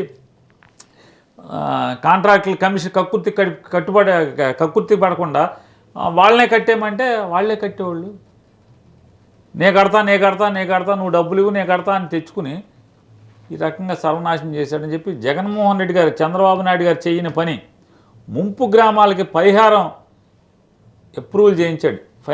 కేంద్ర క్యాబినెట్తో అప్రూవల్ చేయించాడు, ఫైనాన్స్ డిపార్ట్మెంట్తో అప్రూవల్ చేయించింది జగన్మోహన్ రెడ్డి గారు. అప్పుడు దాకా కేంద్ర ప్రభుత్వానికి కనీసం ఇక్కడి నుంచి ముంపు గ్రామాలకి ఇంత డబ్బులు ఇవ్వండి అని కమిట్ కూడా చేయించాల. కమిట్ చేయించినోడు ఆయన. కేంద్రం ఇవ్వలేదు కదా. కేంద్రం ఇవ్వకపోతే ఏం చేస్తాడు? జగన్ ఏం చేస్తాడు? కేంద్రం ఇవ్వలేదు కదా. అప్పుడు గట్టిగా మద్దతు ఇచ్చారు. ఇప్పుడు వీళ్ళు మద్దతు ఇస్తున్నారు, వీళ్ళు ఏం చేయలేకపోతున్నారు. మీరు గట్టిగా మద్దతు ఇచ్చారు, గట్టిగా మద్దతు ఇవ్వలేదు. మా దురదృష్టం, రాష్ట్రం దురదృష్టం. ఇవాళ చంద్రబాబు ఉన్నటువంటి పరిస్థితే ఆ రోజు జగన్కు ఉంటే ఏం డిక్టేట్ చేసేవాళ్ళం మీరు చూసేవాళ్ళు. ఏం డిక్టేట్ చేసేవాళ్ళమో, ఈ రాష్ట్రానికి ఏం తెచ్చేవాళ్ళమో. రాష్ట్రపతికి ఓటేయమంటే మాకు ఏదైతే మాకు రెవెన్యూ లోటు ఉందో, మీ చట్టం అంటే ఆంధ్ర రాష్ట్రాన్ని విడగొట్టేప్పుడు ఉన్నటువంటి చట్టం మేరకు మాకు ఇవ్వాల్సినటువంటి 16,000 కోట్లలో మీరు 4,000 కోట్లు మాత్రమే మీరు చంద్రబాబు ఉండగా ఇచ్చారు, మిగతా మాకు 12,000 కోట్లు మాకు ఇవ్వండి అంటే, రాష్ట్రపతికి ఓటేయాలంటే మాకు ఈ 10,000 కోట్లు ఇమ్మన్నాం, 10,000 కోట్లు ఇచ్చారు. ఏదైనా షరతుల మేరకే మేము, ఇష్యూ బేస్డ్గానే షరతుల మేరకే మేము అతనికి మద్దతు ఇచ్చాం కేంద్రానికి. రాష్ట్రపతికి నాడు మీరు మద్దతు ఇచ్చారు అంటే ఆ రోజు మీ ప్రయోజనాల కోసం మీరు ఇచ్చారంటే రాష్ట్ర ప్రయోజనాల కోసం. ఓకే సార్, రాష్ట్ర ప్రయోజనాల కోసం. వాళ్ళు ఏమన్నా జగన్మోహన్ రెడ్డి గారు రైట్, రాష్ట్ర ప్రయోజనాల కోసమే మీరు ఇచ్చారు సార్. ఓకే, అవును. మరి ఇప్పుడు ఉపరాష్ట్రపతి ఎన్నికల్లో ఏ ప్రయోజనాలు ఆశించి తెలుగువాడైన వ్యక్తి ఉపరాష్ట్రపతిగా బరిలో ఉంటే తమిళనాడు నుంచి వచ్చిన ఆయన ఐ థింక్ రాధాకృష్ణన్ ఆయనకు మద్దతు పలికారంటే కూటమి అటువైపే ఉంది, టీడీపీ జనసేన అటువైపే ఉన్నాయి. మీరు ఆ రెండు అటువైపు ఉన్నప్పుడు కనీసం మీరెందుకు మిమ్మల్ని అడిగినా కూడా, ఉపరాష్ట్రపతి అభ్యర్థి అడిగినా కూడా, కాంగ్రెస్ పార్టీ బలపరిచిన వ్యక్తి అడిగినా కూడా ఎందుకు మీరు ఇటు కాకుండా అటు మరలారంటారు మీ మద్దతు? ఇప్పుడే రాష్ట్ర ప్రయోజనాలు ఉన్నాయి మీకు. మీరు ఆలస్యం అయ్యారండి అని చెప్పాం ఆయనకి. ఓకే ఓకే, నిన్ను పెట్టినప్పుడు మీరు రాహుల్ గాంధీ ఒక ఫోన్ చేసి మాట్లాడాల్సింది కదా. మోడీ గారును రాజ్నాథ్ సింగ్ గారు మాట్లాడారు, మమ్మల్ని అడిగారు. సరే, అవతల మమ్మల్ని రాహుల్ గాంధీ మాకేం ఫోన్ చేసి అడగలేదు కాబట్టి మేము సరే అండి మేము చేస్తామని చెప్పాం, చేసాం. మేము ఎక్కడ చంద్రబాబు నాయుడు గారిలాగా మేము ఓటేస్తాం మా ఓట్లకు రండి, మేము ఓటేస్తాం మా ఓట్లకు రండి అని మేము ఏపీకి వచ్చేసరికి జగన్ గారు, చంద్రబాబు గారు, పవన్ కళ్యాణ్ గారు మీరంతా బాగా కొట్టుకుంటారు డిష్యూమ్ అని. ఢిల్లీకి వెళ్ళాలకి అందరూ కూడా మోడీ గారి నీడలో కూర్చుంటారా? మోడీ గారు పడిపోయి రేపు రాహుల్ గాంధీ ప్రధానమంత్రిగా ఉంటే ఖచ్చితంగా మేము కాంగ్రెస్ పార్టీ ఏదో అక్కడ ప్రభుత్వం ఢిల్లీలో ఎవడ ప్రభుత్వంలో ఉంటే ఆడితో మేము చర్చల్లో నెగోషియేషన్స్లో ఉంటాం. మా పాలసీ ఒకటే, మా రాష్ట్రానికి మేలు కోసం కేంద్రంలో ఎవడు ఉంటే ఆడిని షరతులతో ఆడితో నెగోషియేట్ చేస్తాం. మా పాలసీ అది. అసలు దాంట్లో రెండో మాటలేదు. ఆశలు చాలా ఉన్నట్టున్నాయి సార్. ఎవరికి? మీకే. ఏం ఆశ? అంటే రాష్ట్రాన్ని బాగు చేయాలని ఆశ. ఈ రాష్ట్రాన్ని భారతదేశంలో గొప్ప రాష్ట్రంగా, ఈ రాష్ట్రంలో ఉన్నటువంటి పేదరికం పోగొట్టాలి. ఆ అవకాశం వస్తుంది అనుకుంటున్నారా? రావాలని భగవంతుడిని మనసుండా ప్రార్థిస్తున్నాం. భగవంతుడు ప్రజలు అవకాశం ఇస్తే నెరవేర్చడానికి మా శాయశక్తిలో ప్రయత్నం చేస్తాం. ఆ రోజు ఇసుక విషయంలో కావచ్చు, మద్యం విషయంలో కావచ్చు, ఈ రోజుకి కూడా విమర్శలు ఉన్నాయి. అంటే జగన్ గారు మీటనుకి ఇలా ఇచ్చి, అమ్మ ఒడి అంటూ ఇలా ఇచ్చి, నాన్న బుడ్డికి ఇలా తీసుకున్నాడు. అసలు వైసీపీ హయాంలో అసలు మద్యం అంటేనే భయపడే పరిస్థితి ఉంది. ఆకాశమేమో ధరలేమో ఆకాశాన్ని అంటించారు, షాక్ కొట్టేటట్లే పెట్టారు. ఏ బాటలు ఇప్పినా కూడా ఒకటే సరికే ఉండేది అనేది వచ్చేది, అంతా కల్తీ మద్యమే, మొత్తం కూడా నాసిరకం మద్యం అనేది విమర్శలు వచ్చాయి. మొత్తం జే బ్రాండ్స్ అని వినిపించాయి. మొత్తం కూడా తాగుబోతులు అయిపోయారు. మందుబాబులు అసలుకి మీ పార్టీకి పూర్తిగా వ్యతిరేకంగా మారడానికే అప్పుడున్న మద్యం ధరలు జే బ్రాండ్స్ని చూసి అనేది అంటానట. ఇసుక ఇల్లు కట్టుకోవాలంటే భయపడే పరిస్థితి. మీ పార్టీ నాయకులేమో ఇసుక నమ్ముకొని కోట్లు కొట్టారు. జగనన్నేమో పేద ప్రజలకు పాపం ఇల్లు ఇవ్వాలని జగనన్న కాలనీలు అంటే కాలనీలు అడ్డం పెట్టుకొని మీ మంత్రులు, మీ ఎమ్మెల్యేలు మొత్తం కూడా స్థలాల ముందుగానే కొనుగోలు చేసి, లోటత్తు ప్రాంతాల్లో ఆడాడ కొనుగోలు చేసి ప్రభుత్వానికి ఎక్కువ ధరలకు అమ్మి ఇక్కడ వీళ్ళు సొమ్ము చేసుకున్నారు. మళ్ళీ జగనన్న కాలనీలకు మట్టి తరలించాలంటూ చెరువుల మట్టిని అన్నింటినీ కూడా మట్టి సొమ్ము చేసుకుని వాటికి కూడా బిల్లులు చేసుకోవడం ఇవన్నీ జరిగినాయి సార్. వాస్తవం కాదంటారు ఇవన్నీ? ఎన్ని కోట్ల ఆదాయం వచ్చింది? సాలీన 1000 చిల్లర కోట్ల ఆదాయం వచ్చినట్టుంది. ఇవాళ ఏముంది? రాష్ట్రానికి ఆదాయం లేదు, ప్రజలకు ఆదాయం లేదు. అంటే ప్రజలంటే రాష్ట్ర ప్రభుత్వానికి, ఎమ్మెల్యేలకు ఆదాయం ఉంది. ఈ సంవత్సరానికి వచ్చే 1000 కోట్లు చిల్లర వాళ్ళు అమ్ముకుంటున్నారు, వాళ్ళ ఇంట్లోకి వెళ్తుంది. మరి ఎవరిది? ఏం జగన్మోహన్ రెడ్డి గారు తప్ప, వీళ్ళ తప్ప? ఈ రాష్ట్రంలో ఉచిత ఇసుకన్నారు, ఎవరికన్నా ఉచితంగా ఎవరికన్నా వస్తుందని చెప్పనండి. మీకు ట్రాక్టర్ ఉంది, మీరు వెళ్ళి తెచ్చుకుంటాక లేదు. మీకు లారీ ఉంది, మీ లారీలో మీరు ఆయిల్ కొట్టించుకుని మీకు వెళ్తే ఇసుక తెచ్చుకుంటాక ఉచితంగా లేదు. వాళ్ళు పెట్టిన లారీలో వాళ్ళ ఇంటికి పంపిస్తేనే మీరు ఇసుక కొనుక్కోవాలి. ఇది ఉచిత పథకం, ఉచిత ఇసుక. జగన్మోహన్ రెడ్డి గారి ప్రభుత్వంలో అరే బాబు టన్నుకి ఇంత అని డబ్బులు కట్టి తీసుకెళ్ళండి అని చెప్పారు. ప్రభుత్వానికి డబ్బులు వచ్చినాయి, దాంట్లో పాపం ఏంటి? రెండోది, జగన్మోహన్ రెడ్డి గారి ప్రభుత్వంలో నాసిరకం మద్యం అది ఇది అని చెప్పి మాట్లాడారు. మిమ్మల్ని చంద్రబాబు నాయుడు గారిని నేను ఛాలెంజ్ చేస్తున్నా. జగన్మోహన్ రెడ్డి గారి ప్రభుత్వంలో కల్తీ మద్యం, నాసిరకం మద్యం అమ్మితే మీరు ఆ కేసు మీరు ఎందుకు పెట్టరని అడుగుతున్నాను. జగన్మోహన్ రెడ్డి గారి మీద కల్తీ మద్యం అమ్మాడు అనే ఆ అధికారుల మీద, అమ్మినటువంటి అధికారుల మీద, ఎక్సైజ్ అధికారులు మొత్తం మీద, పర్యవేక్షించినటువంటి ఎక్సైజ్ అధికారుల మీద, ఆ డిపార్ట్మెంట్లో నకిలీ మద్యాన్ని కొనుగోలు చేసి షాపుల్లో పెట్టి అమ్మిన అధికారుల మీద ప్రభుత్వాన్ని నడిపింది జగన్ గారి మీద. ఆ కేసు ఎందుకు పెట్టరని అడుగుతున్నాను. ఇక జంగారెడ్డి కూడా ఇప్పుడు స్టార్ట్ అయింది సార్ అది. పెట్టండి అంటున్నాం. జంగారెడ్డి కూడా ఆ కేసు ఎందుకు పెట్టరు అంటే, ఆ కేసు పెట్టు. ఆ కేసు పెట్టలేదు. లేదు ఇంకొకటి వినండి, నేను వింటున్నా సార్. మీరు ఏ తిప్పినా, ఇప్పుడు తిప్పితే తిరుపతి వెంకటేశ్వర స్వామి గుడి గోపురం ఎక్కుతున్నారు. ఇప్పుడు తిప్పి సార్ చంద్రబాబు మందు తాగి, జగన్మోహన్ రెడ్డి గారి ప్రభుత్వం ఉండగా మందు తాగితే మామూలుగా నేల మీద నడిచే వాళ్ళు ఇంటికి వెళ్తున్నారు. ఇప్పుడు వెంకటేశ్వర స్వామి తిరుపతి వెంకటేశ్వర స్వామి గుడి గాలి గోపురం ఎక్కుతున్నారు. సార్ ఏ మందు అంటున్నానండి అయిపోయింది. పోనీ మందేమన్నా జగన్మోహన్ రెడ్డి గారు ఎక్కువ మందు సీసాలు అమ్మాడా, లేదా చంద్రబాబు నాయుడు ఎక్కువ మందు సీసాలు అమ్మాడు? చూడండి సార్, జగన్ గారు ఉన్నప్పుడు ఎప్పుడు ఎక్కువ ఆదాయం వచ్చిందా రాష్ట్రానికి? చంద్రబాబు ఉండగా ఎక్కువ ఆదాయం వచ్చిందా? మీరు చెప్పండి. రేపో మాపో ఇంకా దోచిపెడతాకి బ్రాందీ వ్యాపారస్తులకి జీవో తేబోతున్నాడని చెప్తున్నారు.